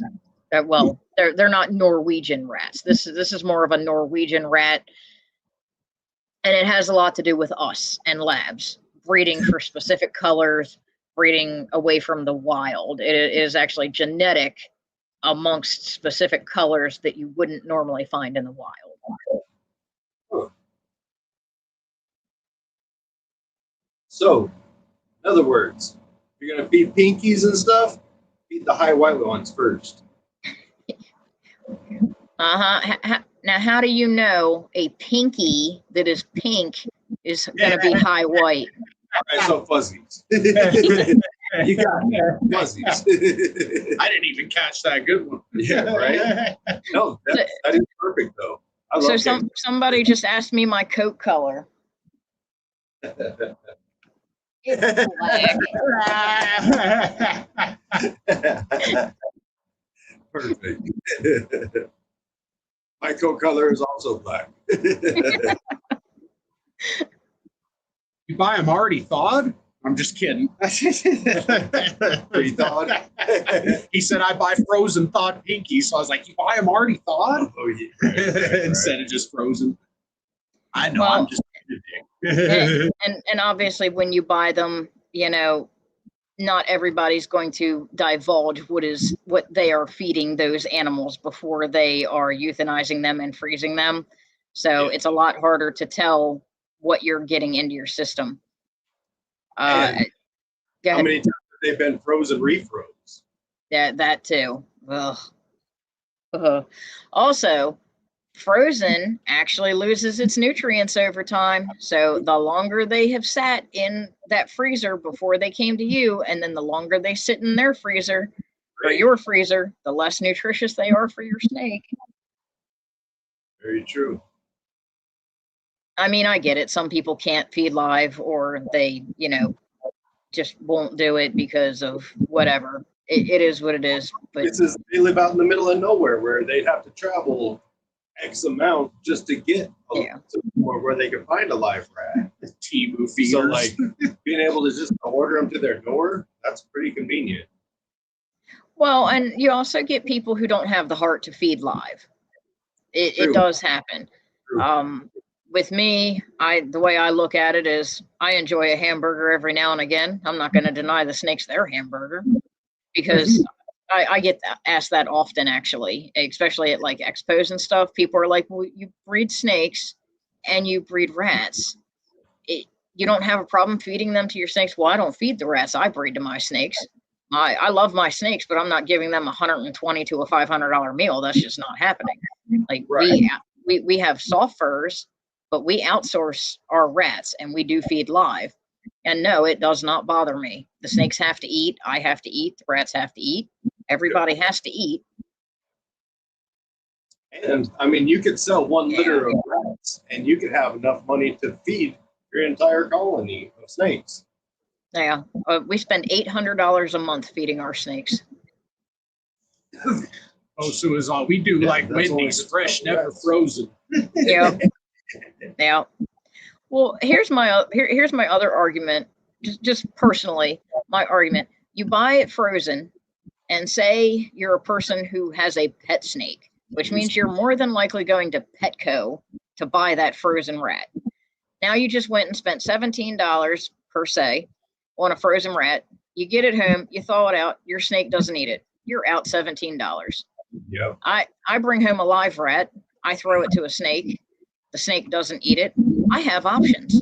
I can euthanize it, put it in the freezer, thaw it out and try again later. I can throw it to another snake because it wasn't now just in a, snake's tub that didn't eat it, and then it's going into a different snake's tub. I'm very biosecurity. Or I can take it and quarantine it out with my rats, not with my rats, but out in the same, we have a specific area where our rats and soft furs are, in its own tub, and feed it for a couple of days and then try again with the same snake. Right. And the fun thing is rats can actually clean themselves off. So say you put a rat in with X snake and X snake doesn't eat it.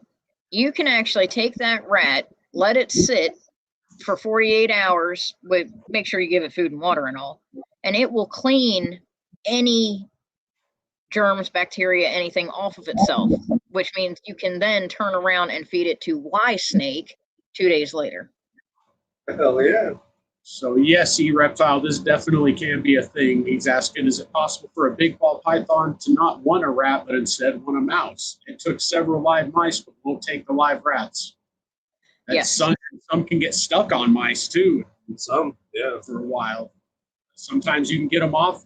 The best way we found to get them off mice is feed them the live mouse and then feed them whatever you're trying to get them on almost right after they feed that mouse. So that way they're hungry. Right. And then after they get done eating that, I try to keep an eye on them. Once they get done, throw in a rat. And they'll be like, damn, I don't really like those, but I am hungry. Yeah, a lot of people are food aggressive still. I've also heard of people taking the rat and putting it in with mice so that the smell of the mouse, like scenting it with mouse smell. We actually had a mouser, and she would only eat mice until she had her first clutch. And then she went off food. She had her clutch. I threw her a rat, and she took that thing with no problem, and she's been eating rats ever since. Hell yeah. Yeah, and the good thing about all of these different ways is if one way doesn't work, you got another way you can try, and another way another way you can try. So don't expect all of your snakes to go for one thing, because it's not going to happen. So the more avenues you can learn, better off you're going to be. And like Nick says here, he's got a snake that prefers rats over those other, like mice and ASF. We got one that was off food, for almost a We year. were trying to spoil it and like, okay, Giving here's her another mice, shot giving for, her like ASF, and then I was like, you know what? I'm gonna try just giving her a regular rat, you know, because according to her thing, that's the last thing she ate almost a year ago, you know. Sure enough, she fucking took it. Yeah, and some of them get stuck on that. The 23-year-old boa we have upstairs, he will only eat he will only eat rats that aren't white. If we try and feed him a white rat, he won't eat it. If we try and feed him a very light colored, like an ivory or a beige, he won't eat it. Has to be a dark colored rat. Way back in the day, my buddy had a boa that was the same way. And like, also, some snakes will want variety, I think. Like, And some snakes do and some snakes don't. We've tried rabbits with the boa. He won't eat them. We tried a guinea pig. He made it his friend. I kid you not. He wouldn't even let us near it. It sat there curled up. We have this nice big log that's in there for him to like climb up on and kind of perch on and all. And he wrapped himself around it while it was sitting at the foot of the log, and we couldn't even get to it, but he wouldn't eat it either. of course. Like, so he's a ratter. He likes rats. That's fun.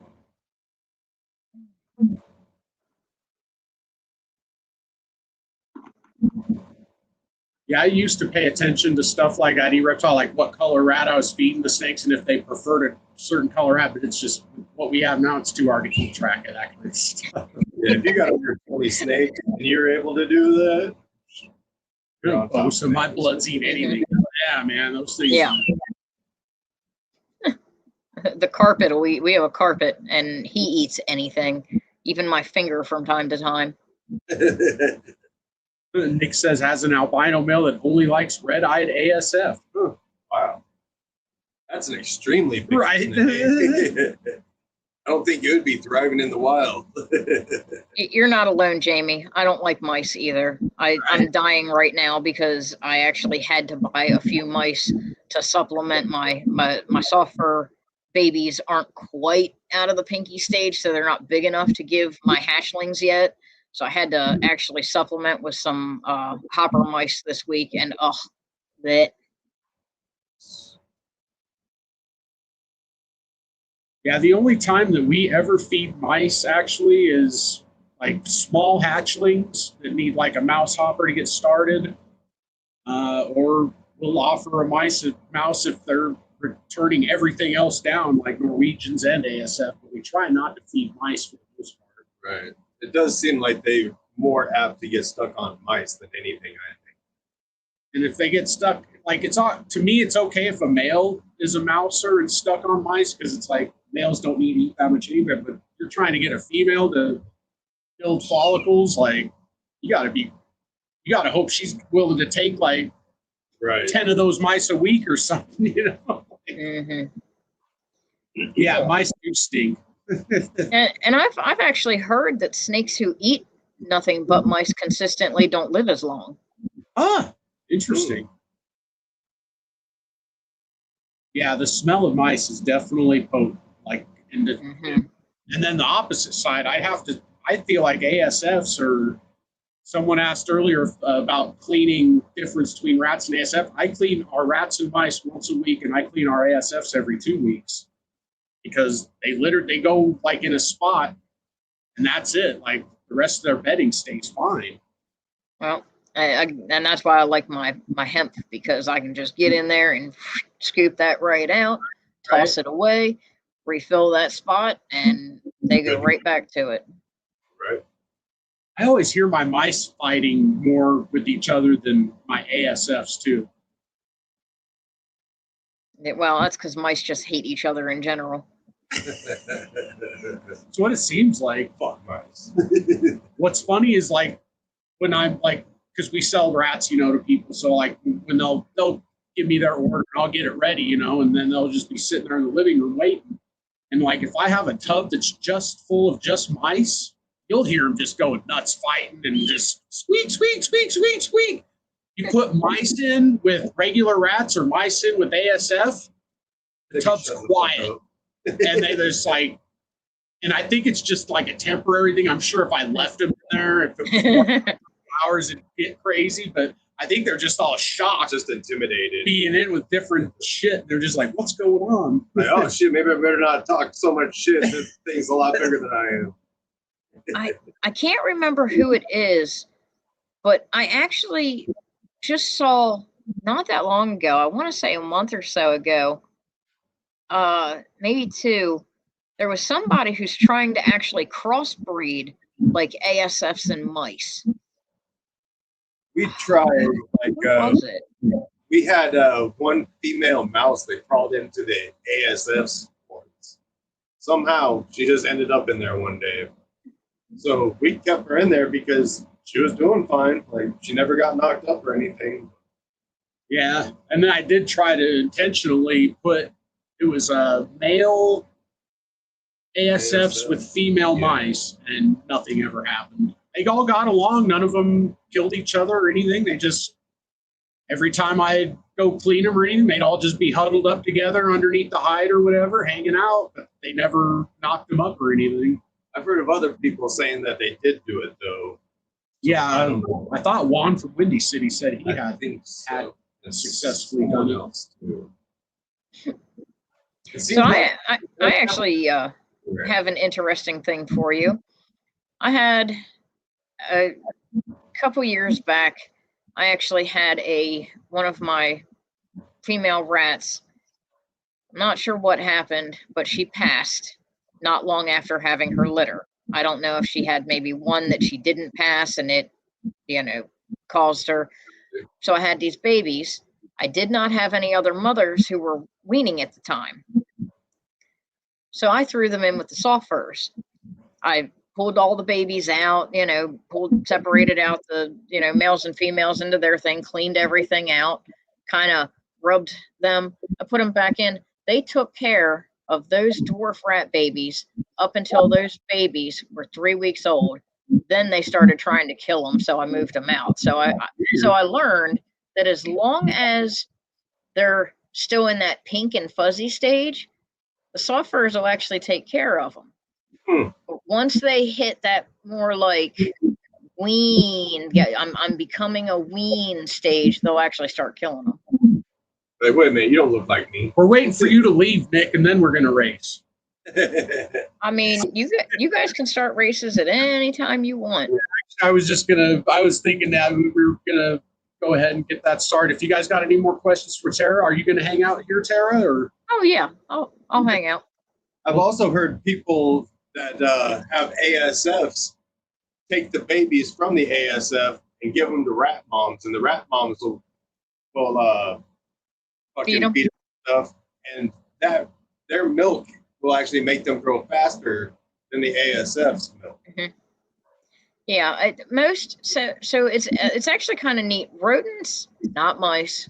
We're not including mice in this because mice are just the weirdest rodent ever. But most rodents will. Gerbils will actually nurse rat pups and rat babies, because most are very maternal. So they will 100%. As long as it's young, they're gonna take care of it. And that's nice. I've had that a few times where I've grabbed like a pup or something to feed off, and maybe the snake doesn't take it. Like, shit, I forgot where I got this pup from, and just put it throw it right back in. Mm-hmm. One that's around the same size, and they're just like, come here, baby. Right. Hell yeah, Brian. No problem, man. Hell yeah. You're welcome, sir. And Mystic Mountain, you should get a hold of me. I'm kind of interested because Mystic's been talking about how they breed gerbils for their collection, apparently. So I'd be kind of interested to learn about that. Right. Yeah, I was gonna say I know quite a few people who actually breed gerbils as well. The guy that we get our rats from, he does ASFs, mice, rats, gerbils, quail, chickens, rabbits, guinea pigs. What the heck are some kind of weird bird? It's like a grouse bird, but it's not. It's got a weird name. They're from like France. But yeah, he breeds all kinds of stuff to as feeders. Little anole lizards. Wow. Like Cornish game hen. Yeah, that's what they are. Cornish game hens. But yeah, he breeds all kinds of stuff as feeders. I mean, he does really well. So, you know, he's doing something right. Oh yeah. Oh, by the way. Hell yeah. Shout out to Sammy the Bull. Hell yeah. I was gonna wear my Daytona shirt that had Holly from Texoma on the front and Sammy on the back, but I was looking all over for it and I was like, crap, it's dirty, isn't it? Look down the laundry basket and yeah, it's down in the laundry basket. I was like yeah, it's fine. I'll wear this one. Just like trying to show off the snake and it's in shed. Of course. Mm-hmm. Of course. You want to wear one of your favorite shirts? It's dirty. Yeah, of course. Right. All right, so for those of you that have not joined us before or know what's going on right now, we're getting ready to run these races for some prizes. Actually, here's the prizes right here down there at the bottom on the runner. So the first ones get extra points. Yeah, if you're one of the first 3 to go comment on the video we give you a link to, you'll get an extra racer. But you have to comment what we tell you to. Yeah, if we're otherwise telling you, the comment doesn't count. if we're telling you something specific, it's got to be that thing. So, and basically, we're going to run a total of 16 races, 4 sets of 4 races. Each race is 5 points for first, 3 points for second, 2 points for third. Whoever has the most points at the end of the races obviously wins, and they'll get their pick of those First prizes choice at the bottom, and then second place gets next pick. We keep track of all these winnings on a spreadsheet, so you know you can save them up with all these different breeders, including us. And if you win and you're not here, yeah, you will get assigned. you get something. assigned a prize Well, randomly. your prize will go to the next person in line. Like your pick will go to the next person in line. Yeah. So a lot of times we've had like 3rd, 4th, 5th place not show up, and End up getting the last guy winds up place. getting a really good prize. So Right. make sure you stick around if you play. Right. And if you get at least 5 points, stick around because the 5 point club is usually like, Or usually maybe 6 or 7 or more usually. but it does dip into the It 5 can sometimes, yeah. So first thing we're going to have you do is this right here, and I'm going to go get the link for you to make it easy on you. Hell yeah. And tell Johnny's got a nice shirt too. So I'm going to drop the link here in the chat. Of course, he's wearing an F&A shirt in the video. And this one, you don't have to comment anything specific. You're just putting positive vibes. So it's just going to be the first 3 people that comment on that video are going to get an extra So racer. tell him nice shirt. Tell them nice shirt.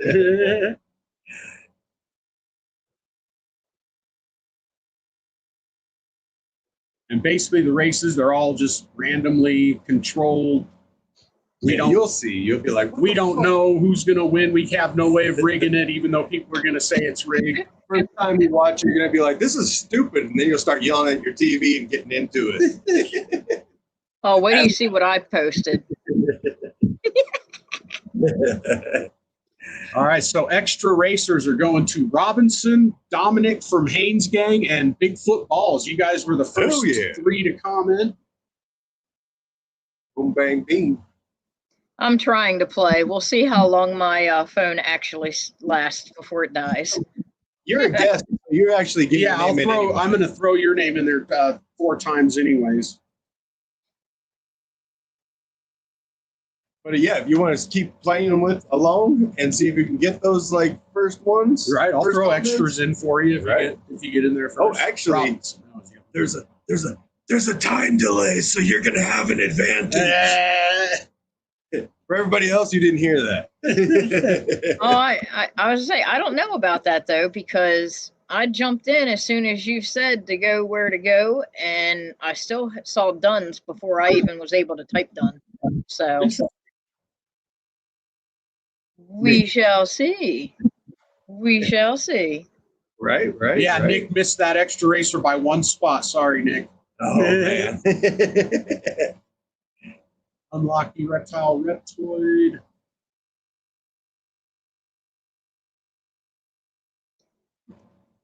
And yes, Jordan, quail are super, super stinky poop.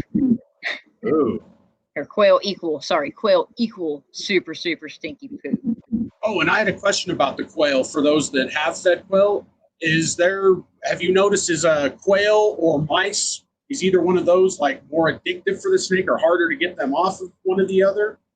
Not that I've noticed. I mean, mice. Mice are, Mice yeah. are harder than quail? Okay, that's good to know.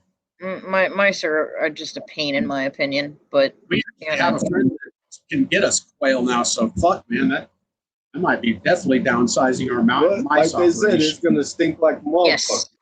You want to talk about smell you out of your snake room? Go ahead and start feeding quail. Okay. Not that I was just saying too. once in a great while for a picky feeder if you're trying to get it back on food or something, you know. Oh yeah, you could definitely give that a try. I mean, I'm not saying don't feed quail. I'm just saying it really does stink. You're gonna know that you fed something else. Yeah, exactly. Jamie, Tire God, I am out of shirts currently, so I will have to get you one, not this Gettysburg, but either ship one to you or bring one to the November show. But I got you, buddy. You might know a couple other people that need a shirt, Yeah, we'd love to have one. We'll trade you. right? Oh, that's fine. I can do that. I actually, I was getting my shirts done by a local guy. We didn't have a banner for the show for the longest time, and we were actually just hit up the other day by a local company that nice. is going to do a banner for us and have it ready by Gettysburg, July 18th. So Hell we'll yeah. finally have a banner, but we were doing a local guy for our shirts and our merch. And unfortunately, he, I guess, didn't make it through the year as far as staying, ahead on his books and things. So he went under. So I'm looking for another place currently. I don't want to go with Vis Pythons because they're expensive and I always have problems. Anytime I try to do anything with Nick. so yeah. So I am in the market for another merch person. So I mean, I seriously got to recommend Nick all day. Yeah, for sure. I don't know. Nick's mean. I don't want to get on. I'm super nice and chill on here, but I might be a little mean to the guy making my merch if he upsets me over the phone. Just give Nick a hard time and you'll be okay. Oh, I love giving Nick a hard time. The guy who constantly complains, I'm not winning, but yet he wins more often than anybody else I know. See, that's his whole little game. Is he feels like the more he bitches, the more he wins. So he's like, oh, watch this, blah blah blah. I never win. Oh my God, look at this, they're robbing me again. Blah blah blah. But the last time he won, I wanted to be like, I better not hear you complain for at least a month, buddy. That's not gonna happen. That's his pleasure. No, Kike. Nick is fine. I'm just picking. Yeah, we're just having. I am actually a very easygoing person. It takes a lot to rile me up. Just don't rile me up because when I do, then there's always either somebody's going to the hospital or somebody's going to jail. Right. But I have the patience of a saint. I'm going to jail. They're going to the hospital. I'm the middle child of a biker, doomsday prepping, backwood loving father who had 3 daughters and 1 son. Hell yeah, you can take care of some things. I absolutely love those. Thanks. So good. I had to show him off because Will was complimenting him in the chat there. Clown and sewer. Anchor Squad. Yeah, you do seem to only win when it's a really good prize, huh, Socios? No, you win more often than that, actually, but you do seem to get those really good ones. Like, man, got That's that because it's Bond, rigged. got that Frank. That's because it's rigged. See, the way I see it is whether we win or lose, we're still winning because we're still helping support the community and support each other. And in the end, that's honestly what really matters. And that's why we send people to these other channels. And, oh, I forgot to tell you. But if you missed it and you're not subscribed. Dude, no doubt, E-Reptile, no doubt. If you're not subscribed to Morphforge fam, please do. Go subscribe. Mm-hmm. Yes.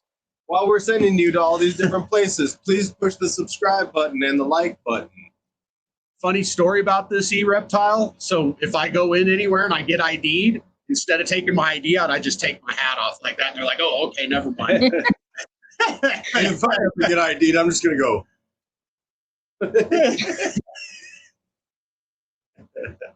I don't drink or anything. Don't drink, don't smoke, don't need any reason for ID. All right, we got all the racers in there. We're going to get this race started and get our first winners going here. Well, I should say don't smoke tobacco. I do smoke. Don't get me wrong.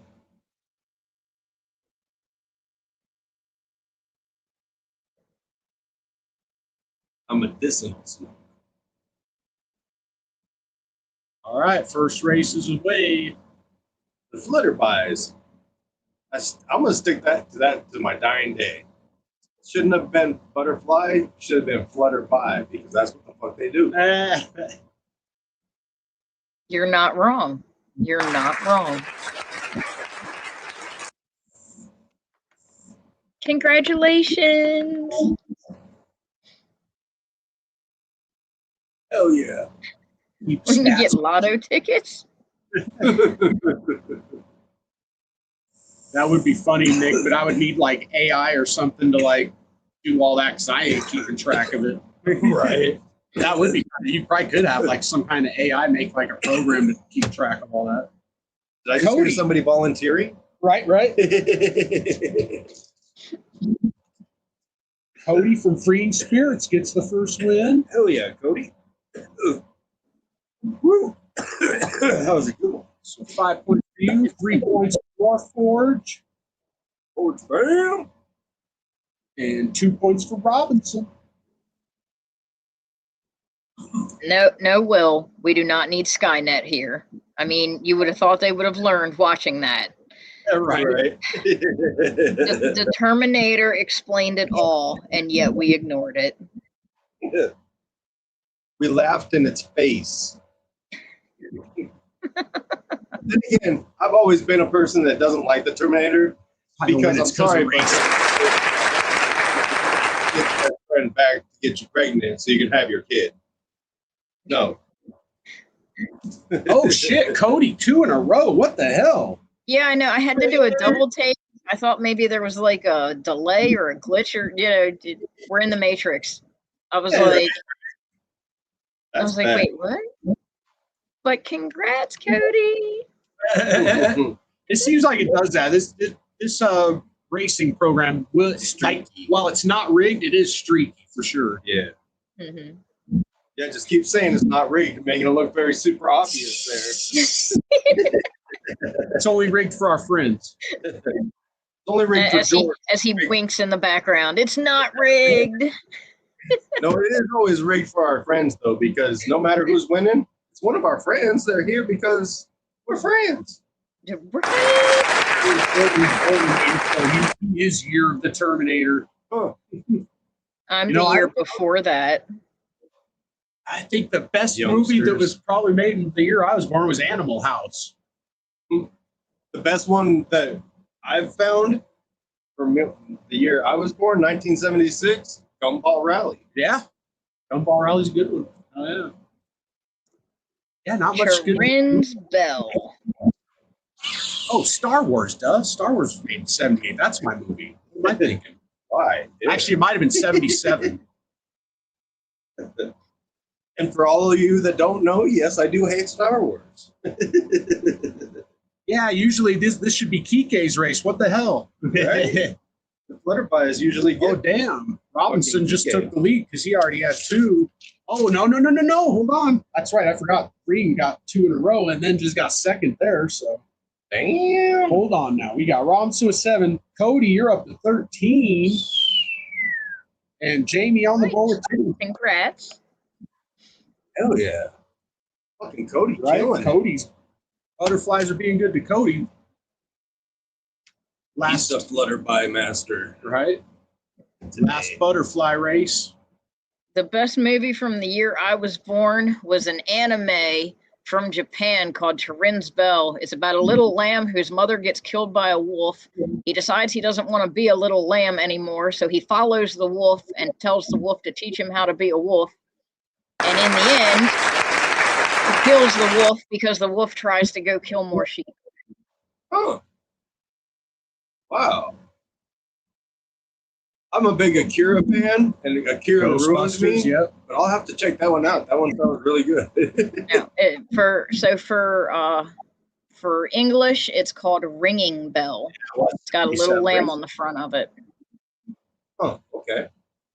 But if you're looking for it like on YouTube, you can find it under Chirin, CHIRINS Bell.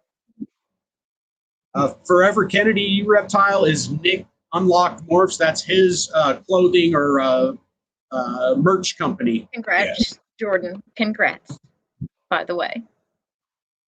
Oh, shit. Socios. Just logged on to hear AJ saying he hates Star Wars. Man, I really used to like that guy. It's okay, Greg. I really like Star Wars. You can like me.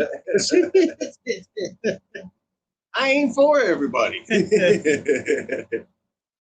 Oh, Socio's got that. Oh, shit. He got first and second on that one. He's trying to come back here. So you get 8 points for first and second. Python Portal Will, 2 points. No, the best thing about Star Wars was the Ewoks, because the movie was almost over. They would have ate those motherfuckers and it would have been over. All hail Ewoks. And fuck that shiny little asshole.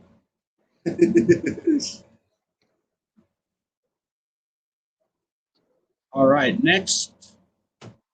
Oh. So that's it for those 4 races. Next set of races. Going to have you vote here on what we're racing. Everybody in fucking chats now be like, I didn't even realize I didn't like Ewoks. Fuck Ewoks. They did almost ruin the whole thing. All right. Almost over. Next thing we're voting on, pandas, emojis, or garbage trucks. Oh shit, I am a dump truck man.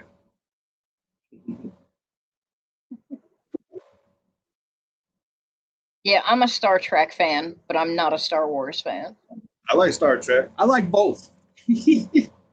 I grew up with my parents liking both, and they were obsessed. My dad actually has like 8 different style replicas of the Starship Enterprise. Oh, wow. So back in the day, I was actually a Battleship Galactica guy. Like whenever I was a little kid, battles like it came out and shit. That's what I was about. I like the little furry dog. It looked a lot like that little furry dog. Yeah. Except it was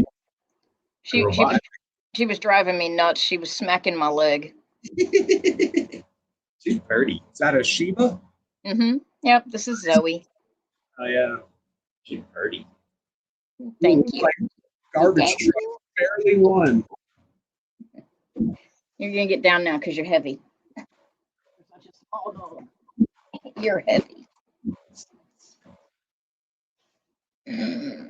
People, garbage trucks it is. I like this voting thing. That's dope. Right.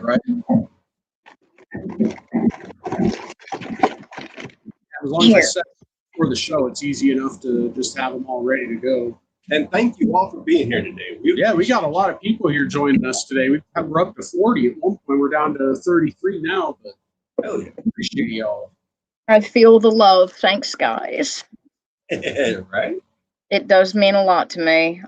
Last time I was on, I was nervous that nobody was going to want to have to hear what I had to say or care. And okay. I'm back in with Battlestar Galactica. Yeah, you. I thought it was funny that you were like So worried. talk about it. Yeah, because I know how passionate about your animals you are, and like once we start getting you talking, it's all over. Yeah. As soon as you started me talking, it was all over. We just had to have a comfortable environment, and boom. Oh, I get to give people information so that more rats don't have to suffer. Yeah, I'm with that. Oh, so before sending you to this next video, oops, didn't mean to do that. Okay, Oh now, no! Oh no! So we do got kind of a cool announcement. We just got a sponsorship from RGI. So we're going to be giving out free shed tests on the show now. Like RGI is getting ready to send us a shitload of shed test cards, and then we'll be emailing or not emailing. I think we should physically mailing them tickets, right? Yeah, we could, but we'll be physically mailing those out to the winners that win them. Great to have RGI on board. We'll probably be having them back on the show a lot more and talking genetics and different stuff with them. It's so, Mr. Lemon Bars. Mr. Lemon Bars. Lemon bars. Not the actual lemon bars, wink wink.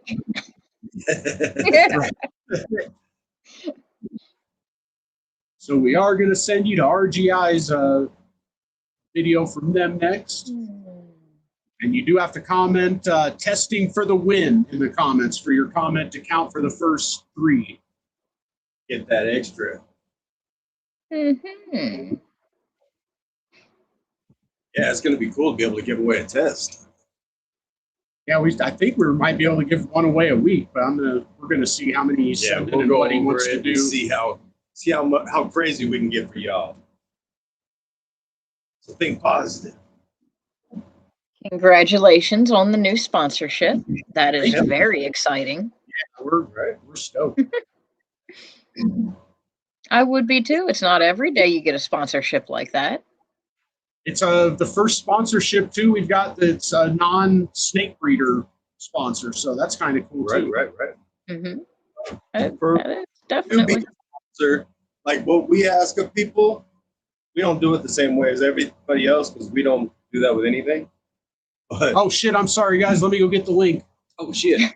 I'm like sitting here waiting for comments to pop up, and nothing's popped up. I'm like, why isn't anyone commenting? Oh yeah, I didn't drop the link. So there you go. Shit, what was that? Sorry. What was AJ talking about, chat?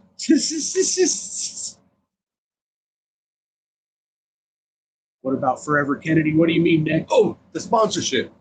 Yep. Oh, you are a non-breeder sponsor, Forever Kennedy. Right. Mm-hmm. So for the sponsorship, we don't ask anything in our pocket. What we ask is that you donate $100 for the month minimum, and then we give that away as prize type scenario, and that's where these winnings come from. And the prize sponsors got their own tier too. So if you donate $100, that's the lowest tier. You get 2 extra racers. If you do 150 a credit, you get 3 racers. You do 200 a month, you get 4 racers. Yep. Well, and I finally have stuff in the incubator. I don't have anything on my morph market at the moment. I had 1 snake up, and one of our local, he's Appalachian Aquatics, and he does reptiles too. And he was low on snakes to sell, so he was like, hey, he's like, I'll take that off your hands for you if you're trying to get rid of it. And I was like, I mean, okay, we can see how this goes. Could be a nice little, wholesale outlet for us in the long run. We'll see how he does. He's very clean. He does, all his animals are clean and well kept. So hell yeah, that'd be a good opportunity. Yeah. So, but finally, we actually will have things to put up and give credit toward. There you go. I can't do credit toward the rats unless you're going to be somewhere at a show that I'm at to pick them up, or you're willing to come drive to get one, because you can't ship live rats. Yeah, right. I mean, you can't do it. You can't do it anywhere near the way you do it with snakes and other reptiles. It's a lot more involved. I was going to say, if you could, I imagine it'd be so expensive because it would have to be like a climate controlled type thing, and just it would be crazy, I'm sure. Yeah, there's definitely a lot of paperwork. It is a very high expense to do that unless you get with a transporter who actually uses their vehicle, like their personal vehicle, and they go down through the states and they actually transport, pick up, drop off. But usually those are pretty pricey too, unless you can get somebody, a bunch of people together to like split who are all getting the same stuff from the same area. It's usually pretty pricey to do that too. Yeah, dog breeders will do that same thing too.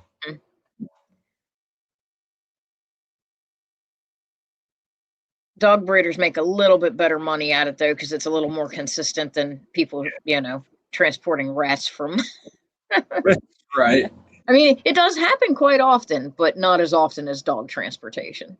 I bet you could talk to one of them dog transporters though, and I bet they wouldn't be opposed to it. It takes up a whole lot less room, Yeah, I'm absolutely sure that I could. My rats have all of their veterinary paperwork to clear them for any like rat bite fever, bubonic plague, things like that. That all their paperwork's clean, and all I have to do is make copies of it to hand to the transporter. So yeah, I bet they tell the rat hop aboard. they may. I've never thought about it. Mostly I just sell to local people, and if I do sell to other breeders, I just meet them at a show. Yeah. Our paths do cross quite a bit at a show. I mean, a lot of my rats are actually, I have waiting lists for specific coat colors and coat types. So you could be waiting on the rat for 2 years for your baby to actually, your turn to pop up and your baby to be born. I do require a deposit for the list. It goes toward your purchase of your rat, but it is not refundable if you back out. Fucking Makes get it, sense. Sarah. Hell yeah.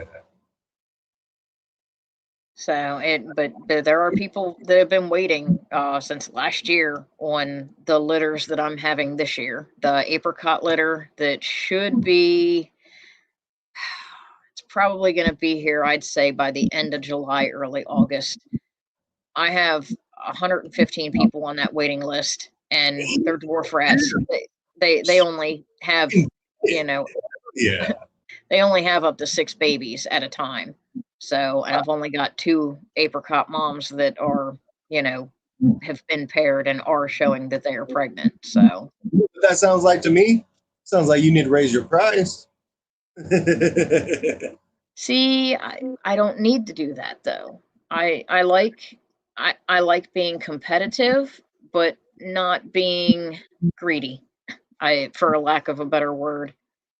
I don't mind having competitive prices to other people that breed rats like I do, but I'm not going to take advantage of the fact that my stock is a little less than, what somebody all the way out in California's stock is. So I'm going to charge more because you're closer to me. It just doesn't seem fair to me. That makes sense, right?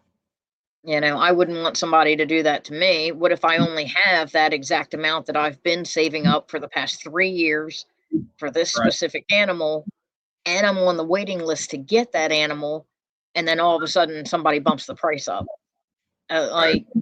It's not fair, and in my opinion, it's not right. So I have specific set of terms. Price does also increase not only depending upon coat color, but coat type and ear type. So a standard top ear rat versus a Dumbo rat, you're paying 10 extra more dollars for that Dumbo than you are that top ear. If you want it to be a Velveteen instead of a Rex or a standard, you're going to pay an additional $20 on top of that $10 on top of the standard pricing. And then right. yeah, and then it also goes, based off of coat color. So silvered lilacs, apricots, they're more expensive than, say, your chocolates, your blacks, your albinos, things like that.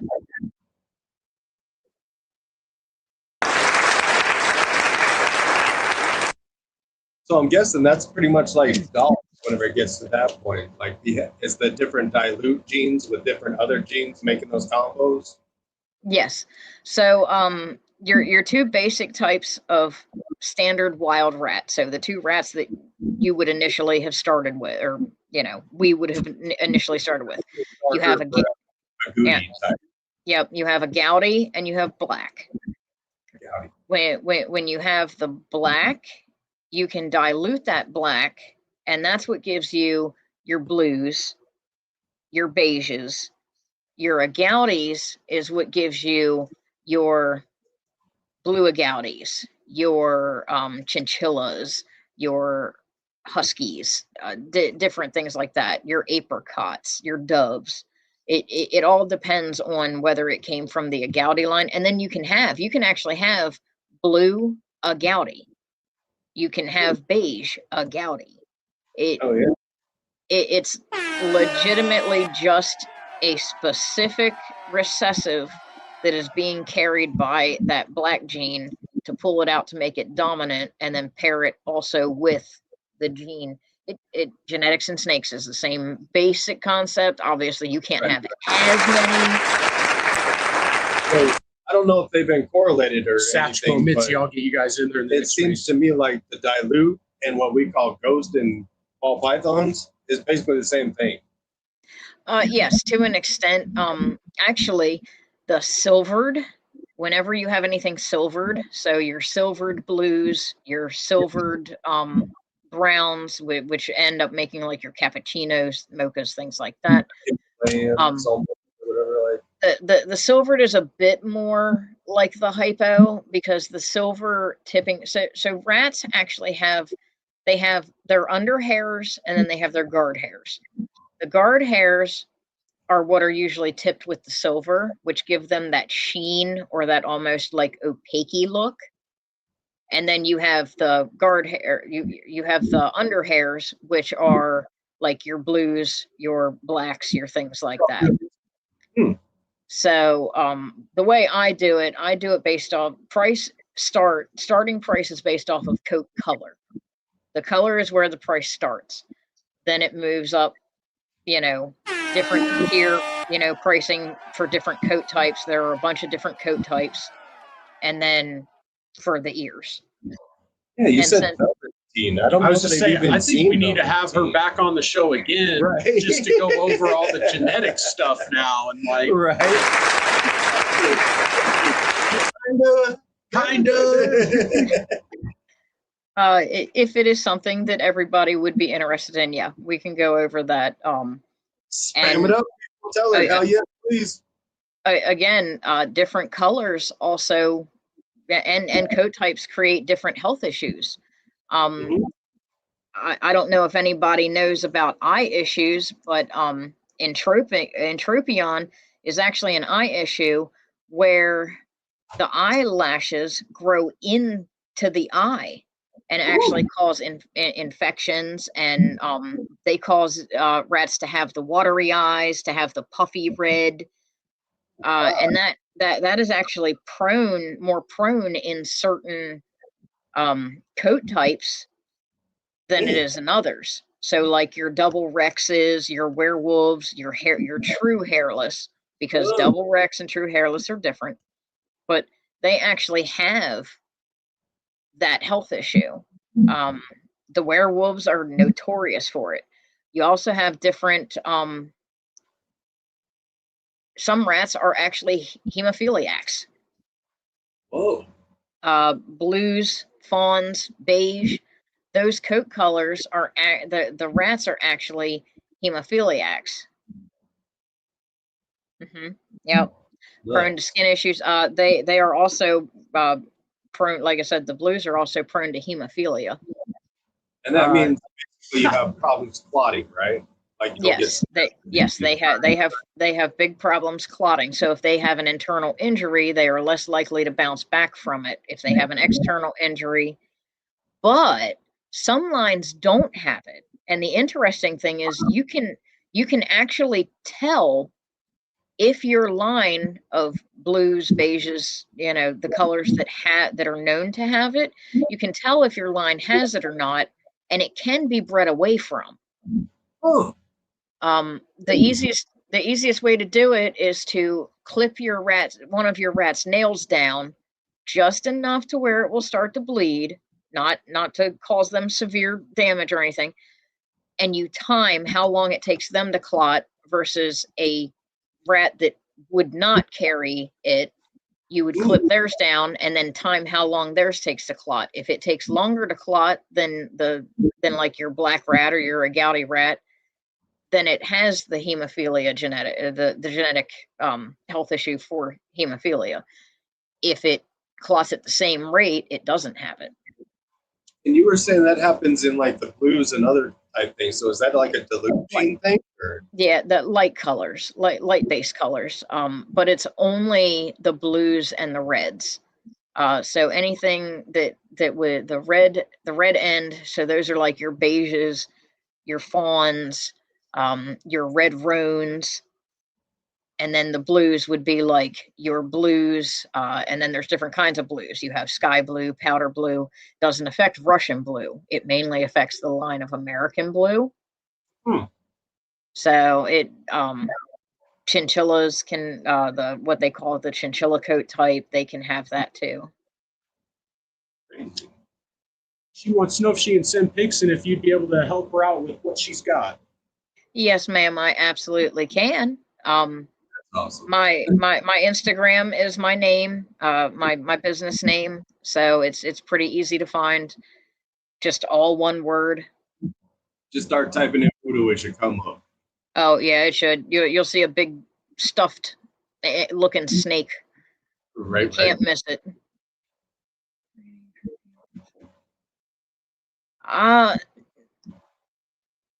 So albino rats in general have really bad eyesight. Albino rats have even worse eyesight. They're also prone to the jitters, which causes them to shake. And multiple generations of breeding that can cause issues. I wouldn't necessarily say you have to have all albino rats as feeders. I will say albino rats actually do tend to be calmer than their wild type colored counterparts. They do tend to be a little calmer. They tend to be a little more relaxed. They're a lot easier to handle. They're not as aggressive. Things like that. Green iguanas, like the blind ones, are calm as hell. Your regular green iguana, like usually they're kind of feisty. And I've noticed that like black rats are a little more skittish. Is that? Yeah, that definitely has to do with, the wild type color versus, basically what we've been breeding in labs for years to be docile, to do what we need them to do. Because I noticed that too. When I pulled out the blue boy earlier, Kodo and Poto are the two that are up there currently. I was going to ask you if you watched Beastmaster, and that's why you were into ferrets. Like, that's awesome. Well, so I'm actually into ferrets because growing up, my dad had ferrets, and he actually used them to hunt rabbits. Oh, so, wow. But yes, we had hounds too for a while. That was just a nightmare. They smelled so bad and sounded even worse. But all the time. And none of them were like, I don't do the I prefer purebred over mutt or anything like that. I have an obsession with foxes. They're my spirit animal, so that's why I have a Shiba, because Shibas are the closest thing I can have living in Maryland to a fox. If I move to PA, I could get an actual fox. If I move to West Virginia, I could get an actual fox. Both are right on each side of me. But no, I live in Maryland, so I got a Shiba. But all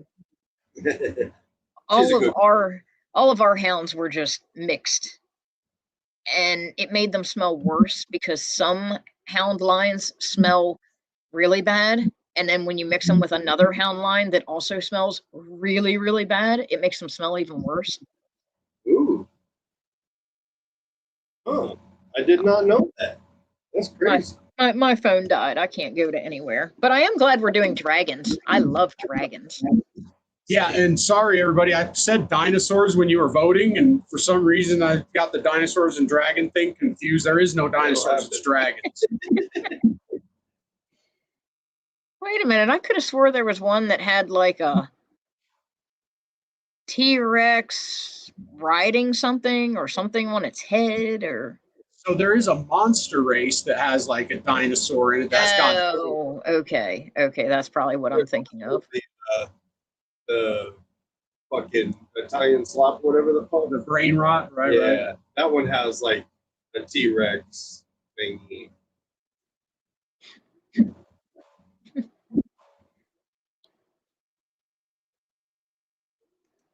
All right, link is in there, so follow that. And go comment whatever I'm off the screen. I can't even see. Bring on the storm. Bring on the storms, monsoons and such.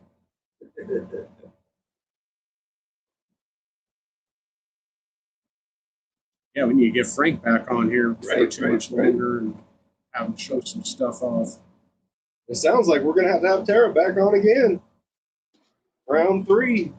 Wait, Bigfoot, C-Dub, and Morphforge got the extra racers that time. nice. Congrats, guys. Yeah, it definitely probably won't be until I won't be really available until probably around October. I know I have the 15 minutes of lame spot on July 1st. Yeah. Yeah, I have that coming up on July 1st. Then I'm going to be out of town after that because we have Gettysburg. And then we also are going to visit my son who is up in Hershey at the hospital. Oh, no. He's fine. He's fine. He's just a dumbass. That'll happen. He's going to be there for a little while, but he's fine. He's just a dumbass. And then I'm going to be, I believe it's the beginning of August, I'm on Morphforge on the outside the enclosure. And then the middle or end of August, I will be on G-Paul's Ribbons Forge. I will be on his podcast. And I have to kind of watch how I do it because I also have to time everything in between my husband who works nights sleeping.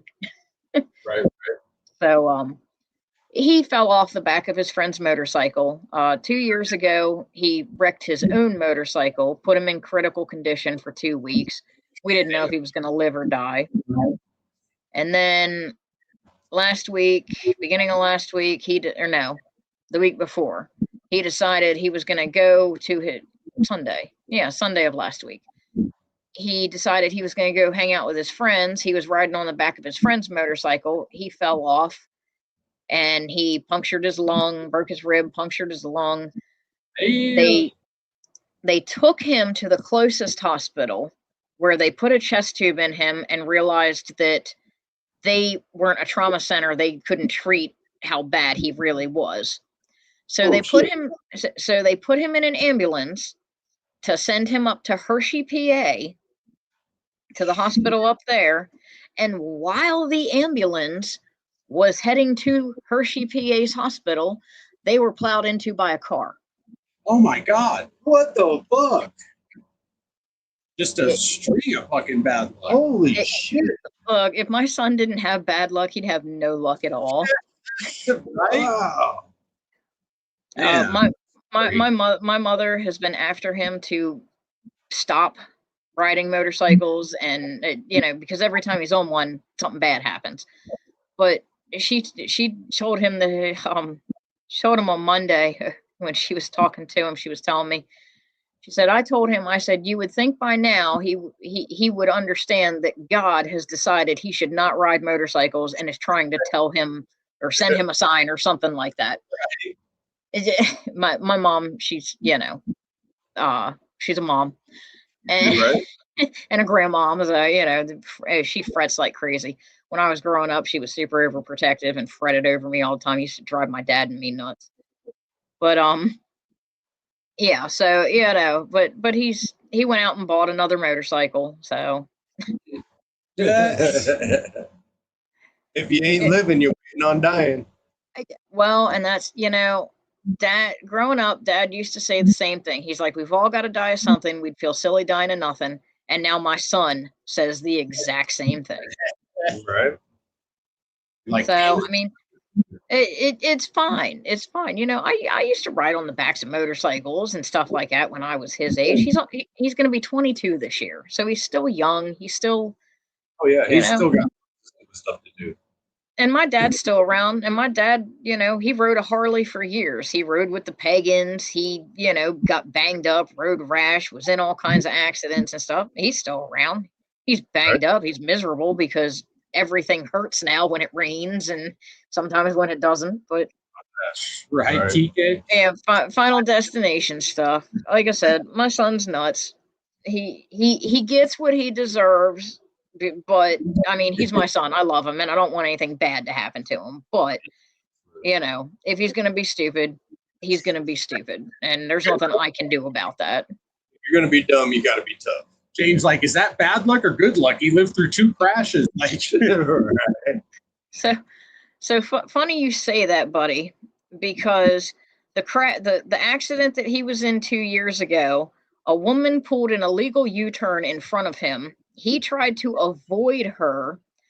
He clipped the back end of her bumper, went up an embankment, flew 50 feet. So the motorcycle dropped out from under him. He flew 50 feet over a psychic sign, one of those big billboards sitting in the front of the psychic's thing, and landed in the grass on the other side.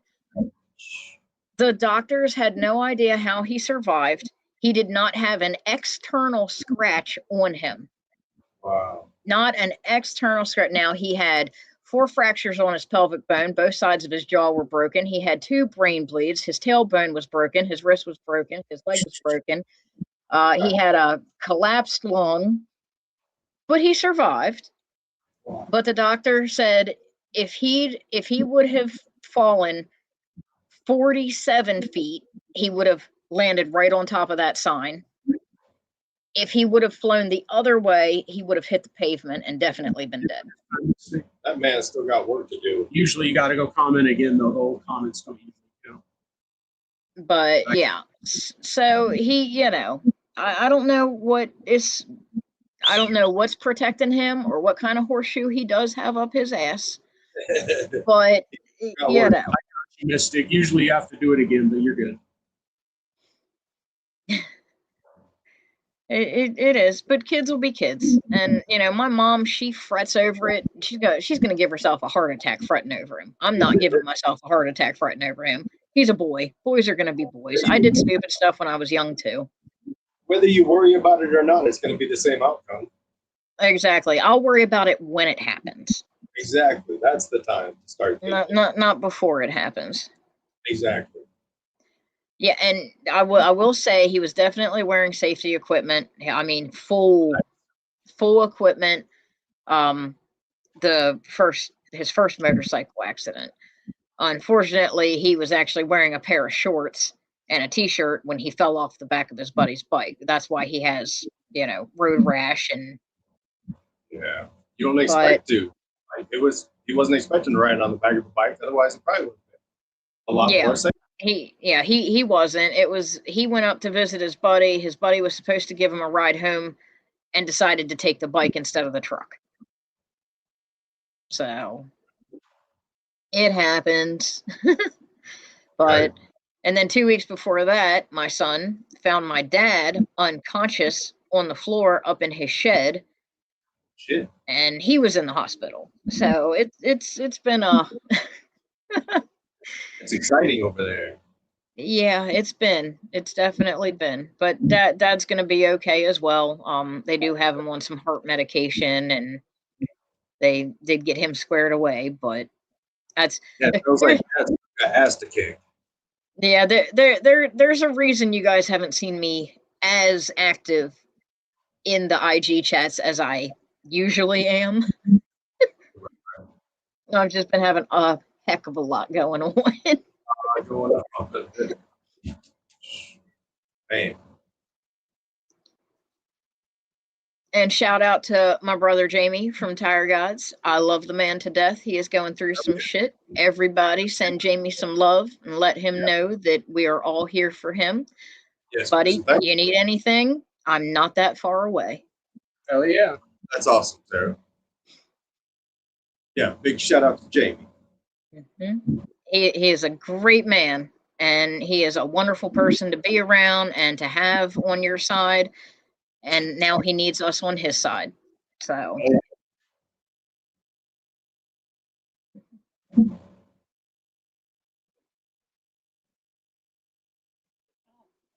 Frank on the board. Home Daddy on the board. Damn. And Cody adding to the lead. Cody's still in the lead with 15. Wow. And then we got Morforge with 8. Robinson and Bigfoot tied at 7. And PCP with 6. Oh, sorry. Socios has 8 too. So Morforge and Socios are tied at 8. Where the fuck you at, Nick? Nick's got 5. Oh, No. Sorry. 3. Nick's got 3. He just got 3. He was reading Locked and Loaded just like I was right below it.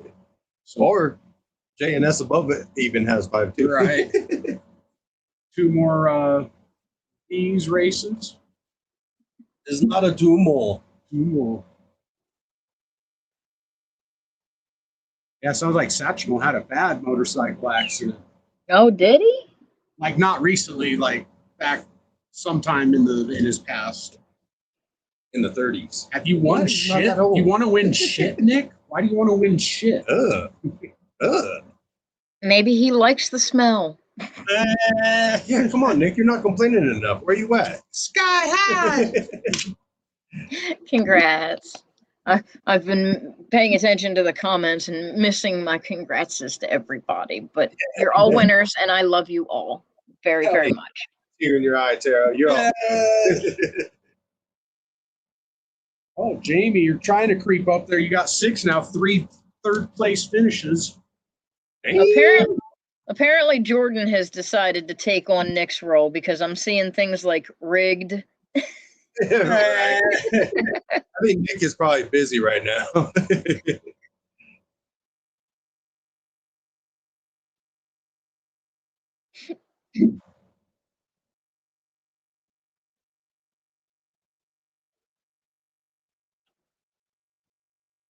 Ow, Sash. Oh, yeah. Holy crap. Oh, you reading his comment about the accident? Well, he also commented about his front forks were totally bent up under the bike. Oh, shit. Damn, buddy. Damn. Like I know bikes. I know cars too, but that's a dad thing. But Dad was a biker, so I really know bikes. Right. Oh, man, look who got second place, AJ. Simply irresistible. Dude, you're a hell of a trooper, Sash. That sounds like the same shit my dad does. He does stuff like that, gets all banged up and just gets up and carries on.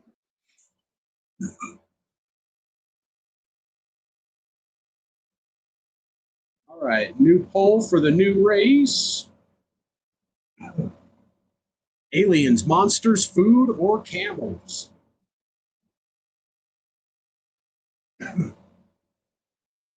Where's the snakes? Yeah, why don't they have snakes? Exactly. I see everything. There has been so many different things between the ones you guys are currently using, the ones you had back, before they added all the new stuff, and I still have yet to see any snakes. Right. Yeah, I haven't either. We're gonna have to get a hold of them. Right. Like, yo, Tell them you guys need to add we snakes. use this for a snake show. Right. First and foremost. Well, but they have camels, they have dogs, they have horses, they have tow truck or dump trucks. I mean, Right. really. I think at one point there were turtles. I know there's pandas. I think there's still turtles and pandas.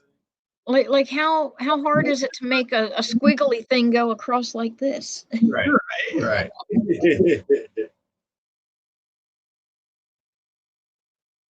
They all would stop to breathe. In real life, yeah. Yeah, they should have a rat race too. That'd be funny. Have you ever Right. actually been? Have you ever actually been to a rat race? I didn't know there was such a thing. Yep, they do race rats. It's definitely one. You know, I bet my YouTube history is going to show rat races here in the next day or two. Yeah. Well, so it's not there's two different kinds. There's actually the ones where they actually make a little circular thing and they have them run to a finish line. And then you have the maze races where they pit rats against each other to see which ones can get out of the mazes first. And these mazes are huge. Like they make them out of like 2x4s and they just go all along the floor and they make them tall enough to where the rat can't climb up them. And then they let the two rats go and they got to find their way through the maze to get out of the race or get out of the maze. Cool. That's actually pretty cool. They do it with mice too, but I think the rats are cooler. Absolutely. There's a lot of neat things. A lot of neat things they do with rats. They like do those at the shows and stuff then, or? No, it's more of you just get a bunch of people who love rats together and they do. Gotcha. They'll get people, build them in their backyard and stuff. They do have, like, there are people out there that do, like, rent a warehouse and get a bunch of people to come and hang out. But as far as like the shows, normally the shows are solely based off of, just like the ferret shows, dog shows, they're solely based off of, the genetics, the quality of the way the rat looks, its head structure, its tail structure, its body, ears, all that. It's like if your rat's teeth are really white, it means that they're not healthy. They should actually be yellow to orange. Huh. Okay. Weird fact. Dude, Fact. Big Football's got the extra racer on every single race this week. Damn. He's got some fast fingies. Right? I want to say Robinson was in there quite a bit too, at least 2 or 3 times. Dwarf rat cost usually depending upon if you're getting them from a quality breeder or if you're just getting them from somebody who happened to get a hold of 2, which isn't usually easy to do, but there are people out there who happen to just get a hold of a breeding pair. It depends. If you're going for quality, which I'm answering Brave's question. Gotcha. If you're going for quality, longevity and genetics, having a longer lifespan, less health issues, you're going to want to go with somebody who has who's breeding quality animals. So price does depend. For people like me who breed, specifically for certain coat colors, for an exceptional, friendliness, pet quality, things like that. Show animals. I also breed show animals. But And you said a lot of you're your gonna animals for like 8 years too, right? so it's actually been like 10 as far as actually breeding, but it's been 8 focusing solely on dwarfs and specific colors. Oh, gotcha. But yeah, so it does depend. Price does depend, Brave, on what you're buying. Different coat colors cost different amounts. Some people actually charge specifically by coat color, sex, like I do, ear type, such and such. They do make really good pets. They are healthier than standard rats. They don't get tumors the way standard rats do. They are 90% less likely to get tumors than your average standard rat. They do require just as much room as a standard rat. They are super active. They are super lovable. And if you get them from a good breeder, you're going to get a pet rat that makes a good pet. If you're getting one from somebody who just breeds them, kind of takes them wherever and says, here, I've got these things, but doesn't, take the time to bond with them, to work with them, to do the things that need to be done for the rat to bond with you and with other people, you can end up with a good pet rat or a bad pet rat. Mine, I actually have pouches and things when they're babies that I carry around with me. I have one that goes around my neck, and the babies go in the pouches once they hit a certain age and they're able to be away from mom for a little while. And I talk to them. They hear me read. They are with me while I'm doing dishes. And while I'm doing dishes, they're getting used to my voice. They're getting used to my smell. When they're born, I actually sleep with a bunch of little pieces of fleece, and I get my smell on them, and then I put them in with the mama rat and her bedding, so that from the time they are young, they constantly smell my smell as well as her smell. So, Good idea. Right? yes, Brave. They do make really good pets, and they are really healthy animals. It just depends on where you're getting them from. And believe it or not, they're very clean animals. Yes, rats actually, and dwarf rats actually don't smell as bad as standard rats. Because they are smaller, which means that their output of liquids and solids is not as intense, and they don't really mark like how like your standard rats mark everything. I don't know if you can answer that or not, Tara.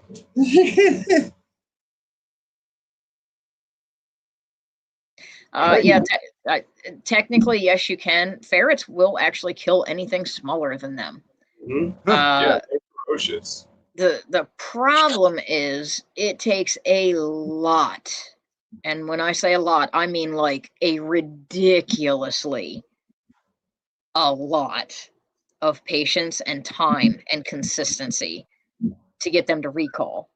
Because if you let them outside and they are not trained to come back to you, they will disappear and you will never see them again. Yeah, they get lost in tall grass real fast too. So you absolutely can. It just it takes a lot of training. Lots of consistency. Yeah.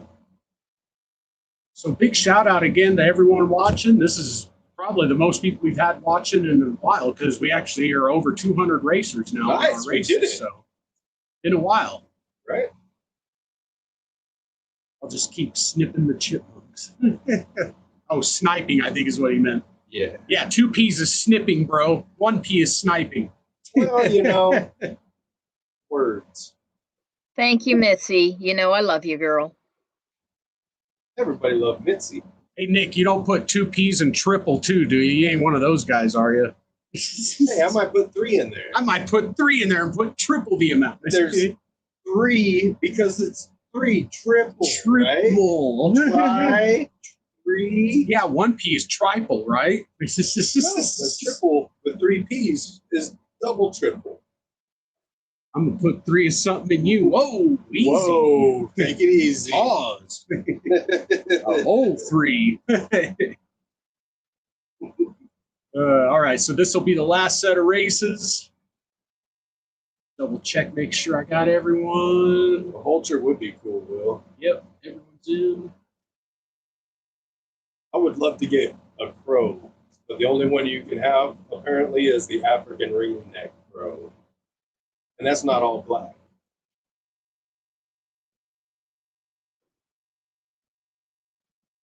Nick, if you really want to get rid of your chipmunks, if they're like in your garden or your yard, if you have a dog or your neighbor has a dog, brush it and get the hair off of it and put it around your garden stuff. It'll keep them away. Right. It doesn't work for like prolonged amounts of time, but it will actually work. I know somebody who used to grow plants in the woods, and he actually used to brush his dog, because the deer were eating and killing his plants. So he used to brush his dog and actually every couple of days put the dog hair up around the plants, and he never had any problems after that. And you can also, like, if you know where to get like good hunting supplies and stuff, you can find like panther piss, like actual like mountain lion piss, and put that around Yeah, stuff. that'll keep them away too. Are you serious, Nick? Yeah, you got a chipmunk problem. 20 fucking 8? Man, Jesus. that's Alvin's crazy. been busy. Right? And Alphabet. he said he's got 5 dogs, Wow. and the chipmunks don't care. Wow.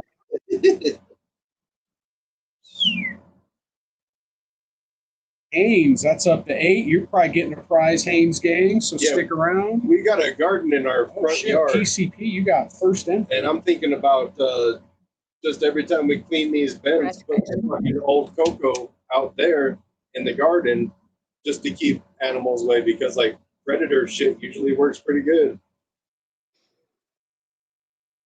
My neighbor's been talking about, because he owns his half of the apartment thing. He's got like the full half a house on the other side, and he's been talking about getting one of those underground sonic things or whatever to try and keep the squirrels out of his yard. I was like, good luck.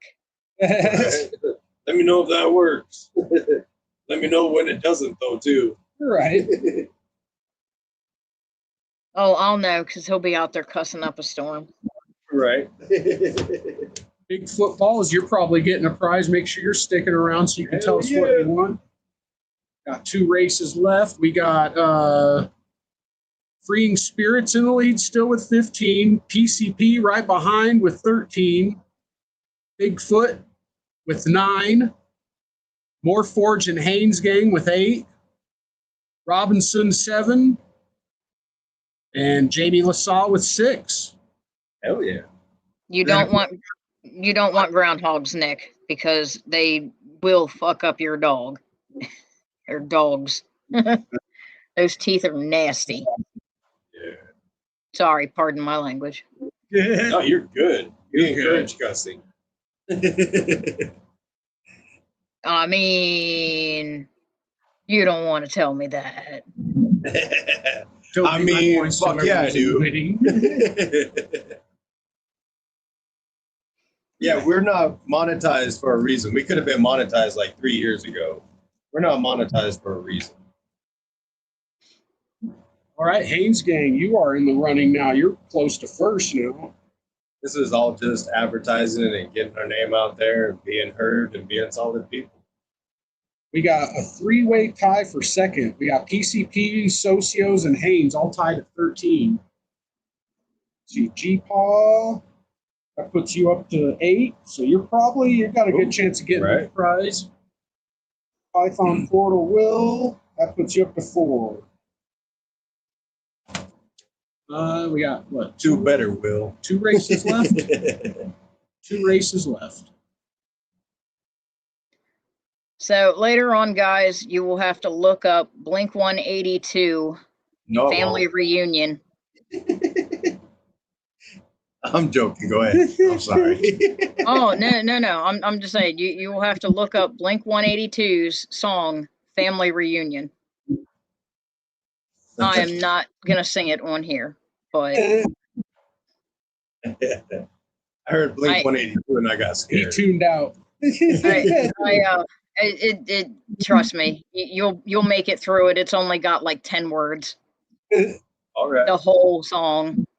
Well, the whole thing with me, though, is the whole bubblegum punk. You can't chew bubblegum and listen to punk music. Like the bouncy type punk scene that was happening then, like, no. It's definitely an interesting song. Last race, everyone. I am not. I listen to a lot of different music. I grew up. My mom listened to like 70s, 80s. My dad listened to rock and country and bluegrass. Sky high. Yeah, I'll listen to pretty much anything so long as it's not country or gospel, because they sound a lot alike. I don't mind some country. I like older country. I do not like newer country. Right. I don't. Country I can go for. I don't do opera because it hurts my Yeah, you're ears. right. Oh, hey, Right. look. Some of it. But congrats again, Sky High. So it looks like, Cody, you held out and got first with 15 points. Nice. So you first pick, Cody. What do you want? Everything's available. Nice. Hell yeah, Cody.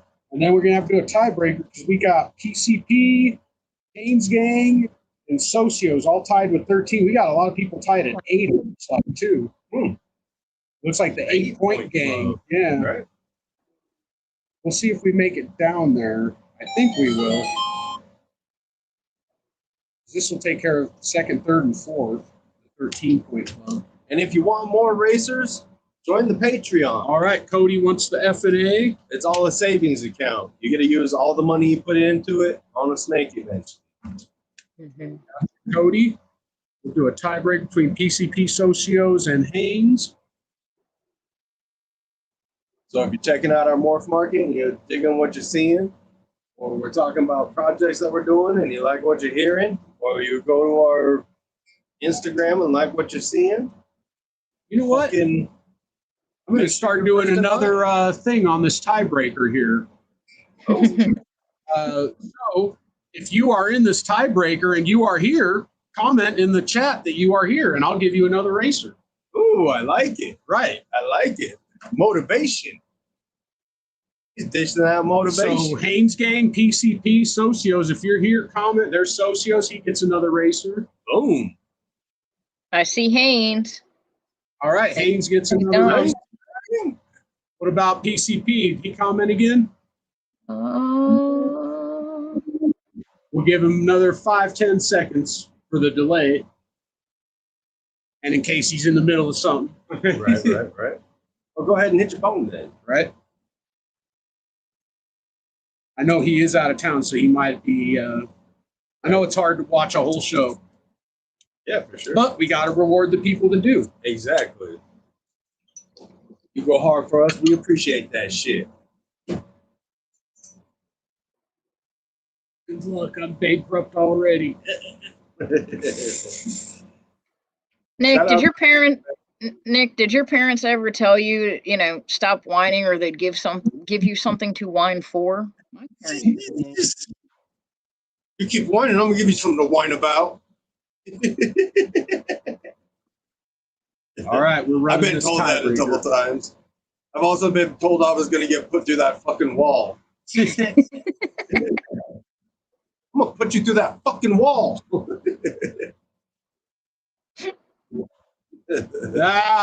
God damn it, PCP, you're too late. It looks like you might win anyway, though. Right? With your one race, you still got it. You Damn. still got it, so it didn't Fuck matter. yeah. But now that you're here, what you getting? Yep, your choice. Next, PCP, you got second. And maybe refresh that live button, apparently. Looks like Socio's got third. And Haynes Gang got fourth. F&A credit is taken. PCP, everything else is available.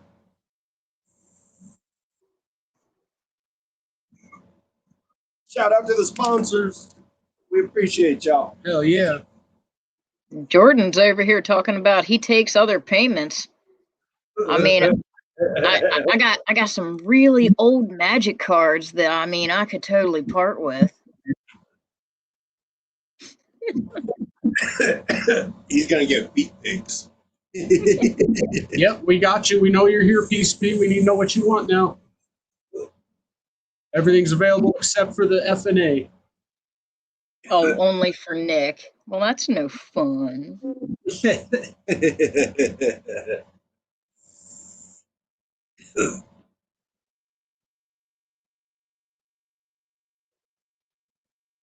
And seriously, if you guys are looking for merch, man, talk to fucking Nick.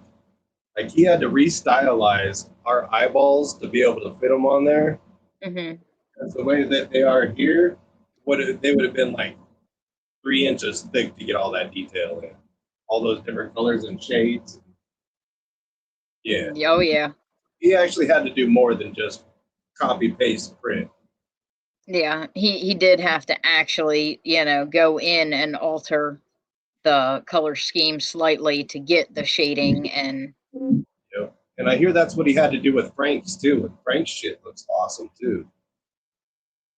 So if you got a harder to do logo, fucking get a hold of him, man. I'm sure he can get you right. he did do an awesome job with those. He fucking killed. Whiner. He has OCD. He always cleans up images. Yo, PCP, we gonna assign you a prize if you don't say something. You're holding us up here. Been waiting like 5 minutes for you to tell us what you want. I mean, it All right, locked and loaded. I was gonna say it was crazy because he was just messaging that he was here and some other comments, and then all of a sudden he just kind of makes us wait 2 weeks before he pays for his rats. Makes us wait 20 minutes before he tells us his prize. Like stands at the door for 20 minutes before he says bye. We got to give him shit. We love him. Yeah, he's over a lot. Nick claims he can do my logo, but I haven't seen any get it right yet. Oh, yeah, shit. you're goddamn right. Jordan's calling Nick out. Next pick was Socio's. Jordan, locked and loaded and F&A are taken. What do you want? Oh, I guess you took Forever Ken. That's what you're saying, Fred. See, Jordan's on it. Right? He had it out before I could even ask him. So 50 for Forever Kennedy, Jordan. Of course, Jordan picked Forever Kennedy. Sure. All right, Haynes Gang, you're here, right? Next choice is yours. Locked and loaded F&A and Forever Kennedy are taken. So we got 50 to Proxima, 50 to Cue Ball, 50 to Vision Quest, or the Morphforge coin. What you want? You're going to take Micah Melissa. Good choice. Hell yeah. That's local fan. 50 to Proxima for Haynes. Now we got to run that other. They invite you for a cookout. You better go. Bigfoot. Bigfoot Balls. Clayton, are you in here? You got next choice if you're in here, sir. Senor Clayton. Type here if you're here so I can give you a few seconds to decide what you want. And then we've got to do a tiebreaker with that 8-point club. We got Morphforge. We got VooDoo, Terra. Oh, yeah. We got Sky High, Locked and Loaded, G-Paw. So we got like 5 people with 8 points. But only 2 of them get prizes. Bigfoot, yeah, right on, dude. Thank you for being here. Vision Quest, you got it.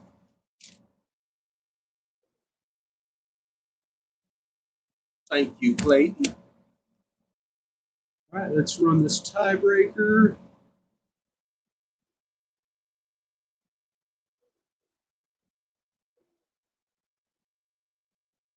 All right, so Morphforge, are you here?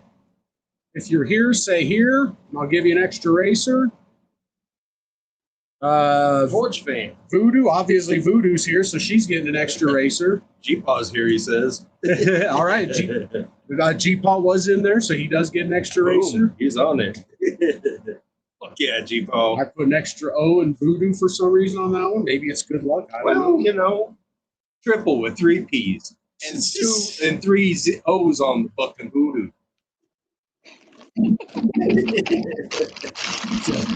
Yeah, you guys can't trade credits, Robinson. You just got to get a hold of whoever you're trading with, and you guys got to let me know so I can transfer everything on the spreadsheet, you know. All right, Forge Fam is here. You guys get an extra racer. What am I on the list for? Why am I on a list? Yeah, sorry, Satchmo, you didn't make it to the tiebreaker. Locked and loaded, Frank is not here. I know that. But if you are here, Frank, speak up. I'll give you another racer. Sky High, Brian, are you here? I'll give you another racer. And G-Paw, I got his. I think that's it. Just Sky High. So are they all getting points, or they're getting extra racers? They're all getting prizes. No, 2 of the first 2 will. Only the first 2. Yeah. So that's what you're on the list for, is the race to win one of the fucking first or second, so you can get a prize. Okay, makes sense. Yeah, yo. Frank's always with us, even in the potty. Whoa. Whoa. We don't want to hear what you do in the potty. Mm. Well, I don't know. Generally, the potty is one of two things. I don't want to know what you're doing in the shower. Sure. They're my genitals and my soap, and I'll wash them as fast as I want.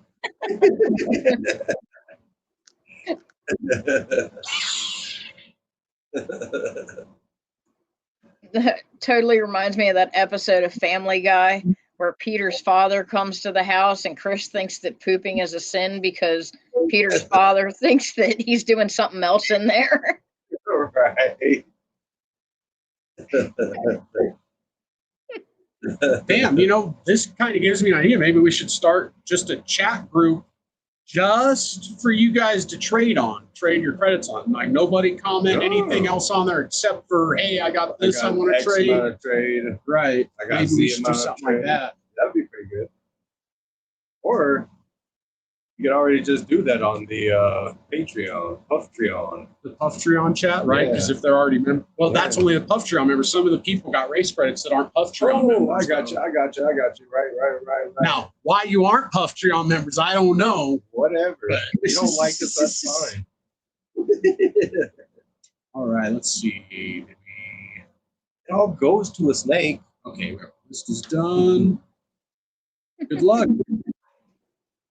Getting 6th and 7th here, I believe. Or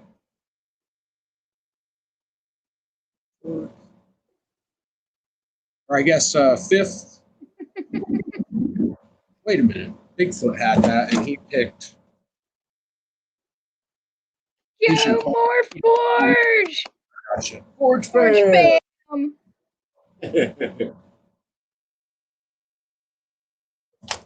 All right, Forge Fam, you get the next pick.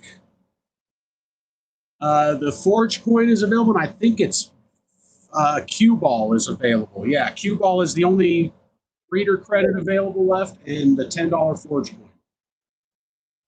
Well, I bet they're probably not going to go for Forge. Right? You never know, though. Right?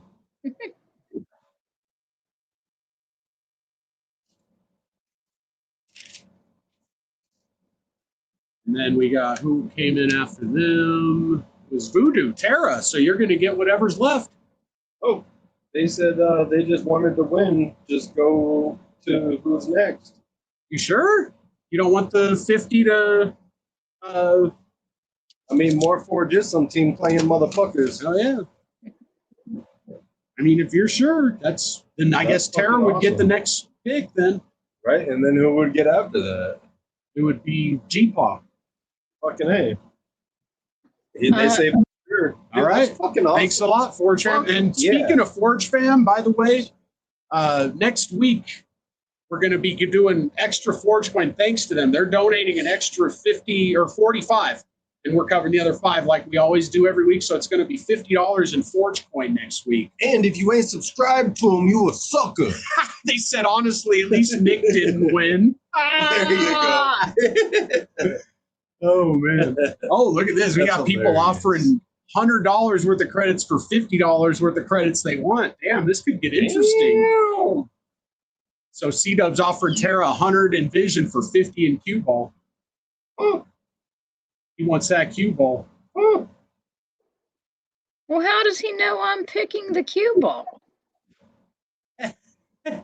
Well, I mean, if you want, it does sound like a great deal. I don't know. Q Ball's got some really nice stinkers that he's working on over there. A little of everything, too. So even if you don't want dinkers, I'm sure you find something. I think they're doing like fucking, how many fucking pairings? Like 400. They said 400 when they were on the show. Okay, so Forge Fam got 6. They passed. Love you guys. And then we had Shout out to fucking Forge Fam. VooDoo. So are you taking the do you want the Q Ball, Terra, or the $10? I actually want the $10 Forge coin, and I'd like to donate it to Deeds Not Words. Okay. Oh, hell yeah. You got it. That's awesome. if that's okay with Morphforge. Yeah, I'm sure it is. Yeah. All right, so Taro, you got 7. Our chat is a whole bunch of real jerks. Hell no. Big shout out to everybody, man. Thank you for being here. Thank you for being who the fuck you are. So G-Paw, you get the $50 cue ball morphs credit. Congrats. Fuck yeah. All right. So, C-Dub, you're going to have to talk to him about the credit situation. That was awesome, Tara. Hell yeah. Appreciate you, Tara. That's it. I don't mind doing it.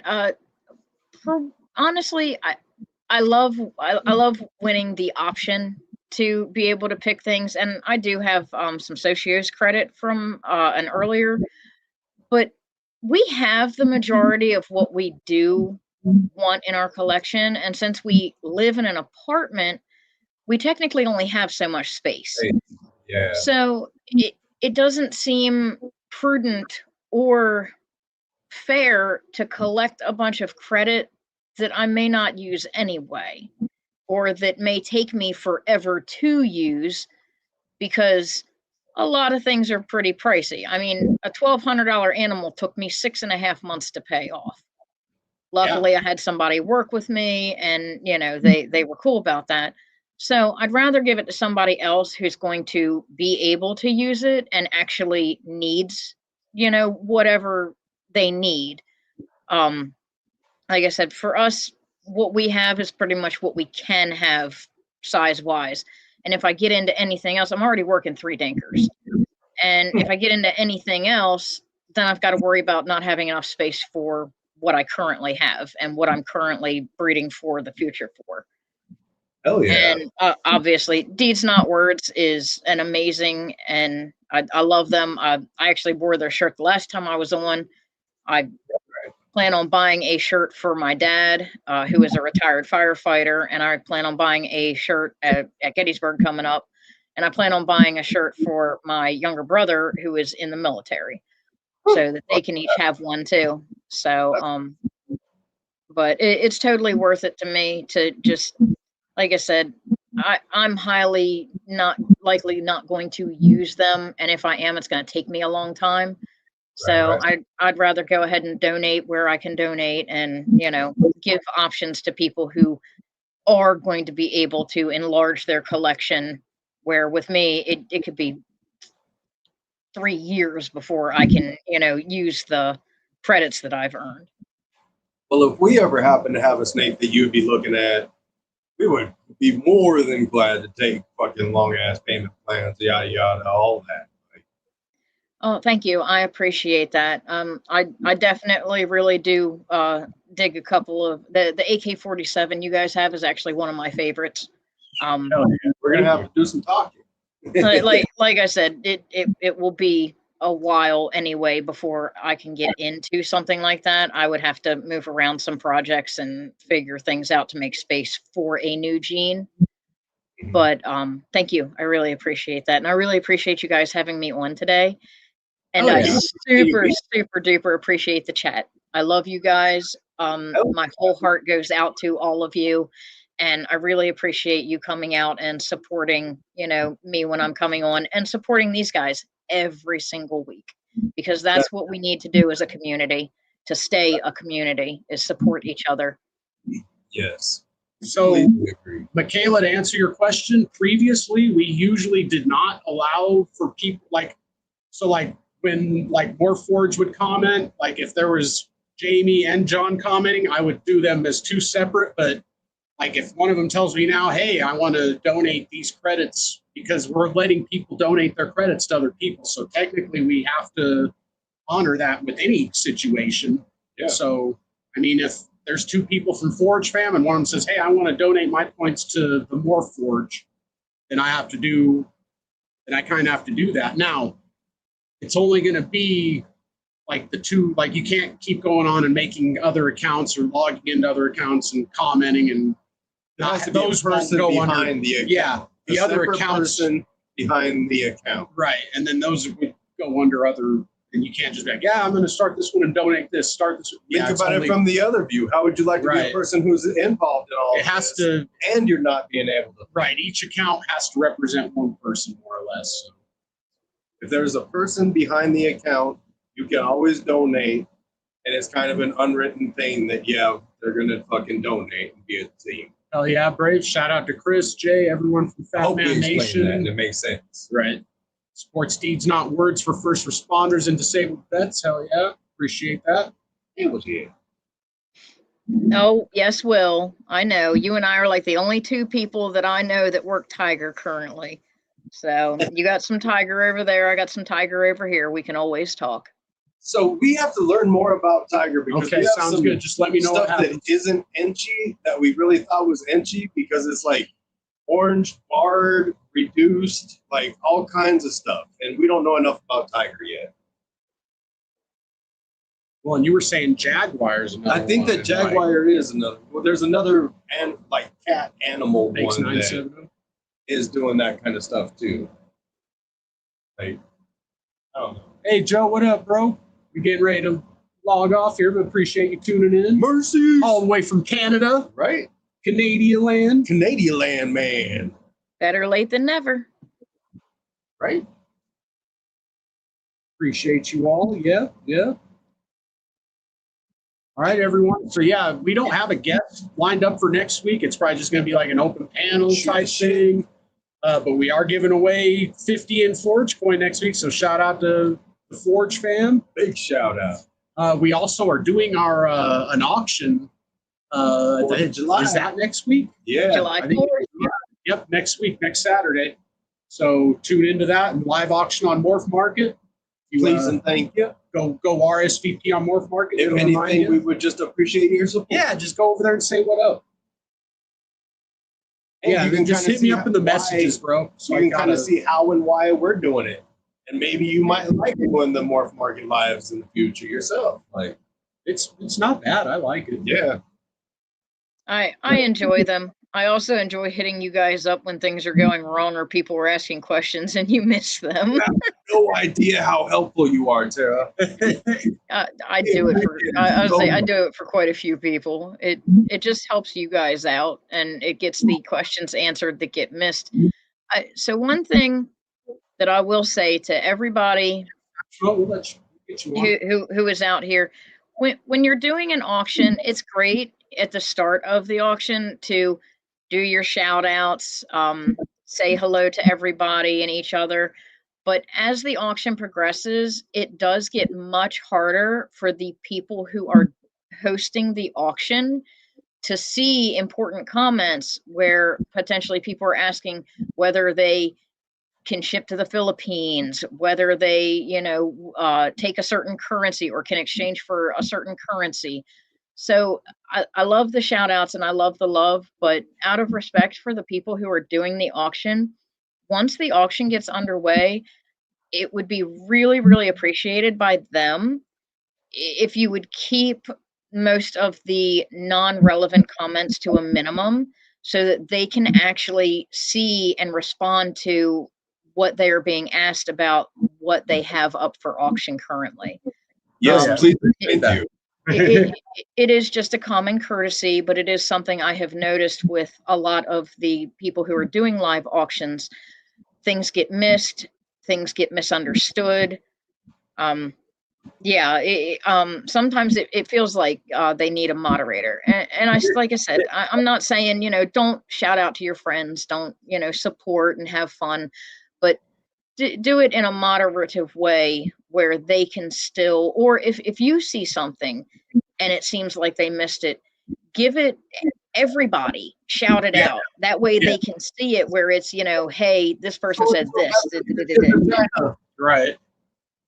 It just makes it easier for the people who are hosting the auction to not only sell their animal, promote their animal, but to see the people who are actually interested in knowing the information about that animal. Yeah, immediate attention needs immediate attention. Like if we missed a question that is detrimental to selling that snake, please let us know. But if it's just saying hi and stuff, after that gavel is struck, we're gonna have like a good couple of seconds to be able to fucking do that exact scenario, and then it's back to work. Please and thank you. Nick says he put the eyeball in responsible.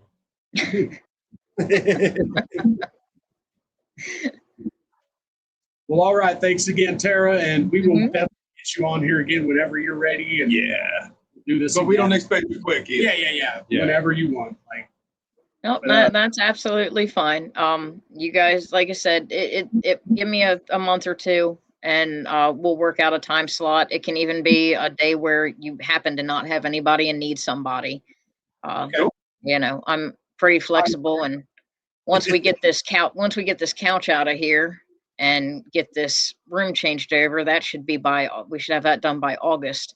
I'll actually be able to be on more often on different podcasts and things, because I won't be bothering my husband as much because I'm in a completely different room with a door that can shut.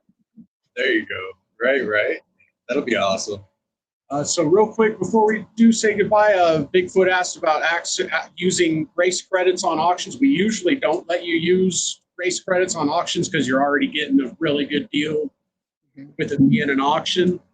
So we usually don't let people use race credits for auctions. What about Patreon? Patreon credits you can use if you've got like the dues that you pay into the Patreon every month. You can use that. And you still get percentage off of the auctions, or no?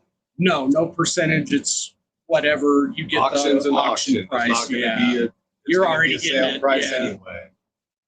So now I feel like we've got more things covered. Oh yeah. Yeah. And don't be afraid to tell people, like, before we get started, if somebody wants to chat that up, I would appreciate He's it. the one to ask about this one, Proxima. He's been putting it off. I've been trying to get him to do it. We got every date open in July, so hopefully we can do it in July. When are we doing the Dinker Show? People, please keep putting your foot in my ass about Dinker Show. I want to see the Dinker Show. Hell yeah. I want to see the Dinker Show. I don't even know what the fuck it's going to be, but it's going to be spectacular. And I just found out my friend Tara here's got Dinkers. Hell yeah. Well, we're going to have to talk to everyone that we can and try to get this organized. Yeah, how about this? Anyone who's watching and you've got a Dinker, hit me up, please, and thank you. Can do. Will do. Hell yeah. Hell yeah. Send me pictures. Whoa, Dinker pictures. Not every kind of picture. I don't want a bunch of feet pictures, Nick. Hell yeah. Well, right on, everybody. Thanks for watching. And until next week, y'all take care of each other and have a good week. Absolutely.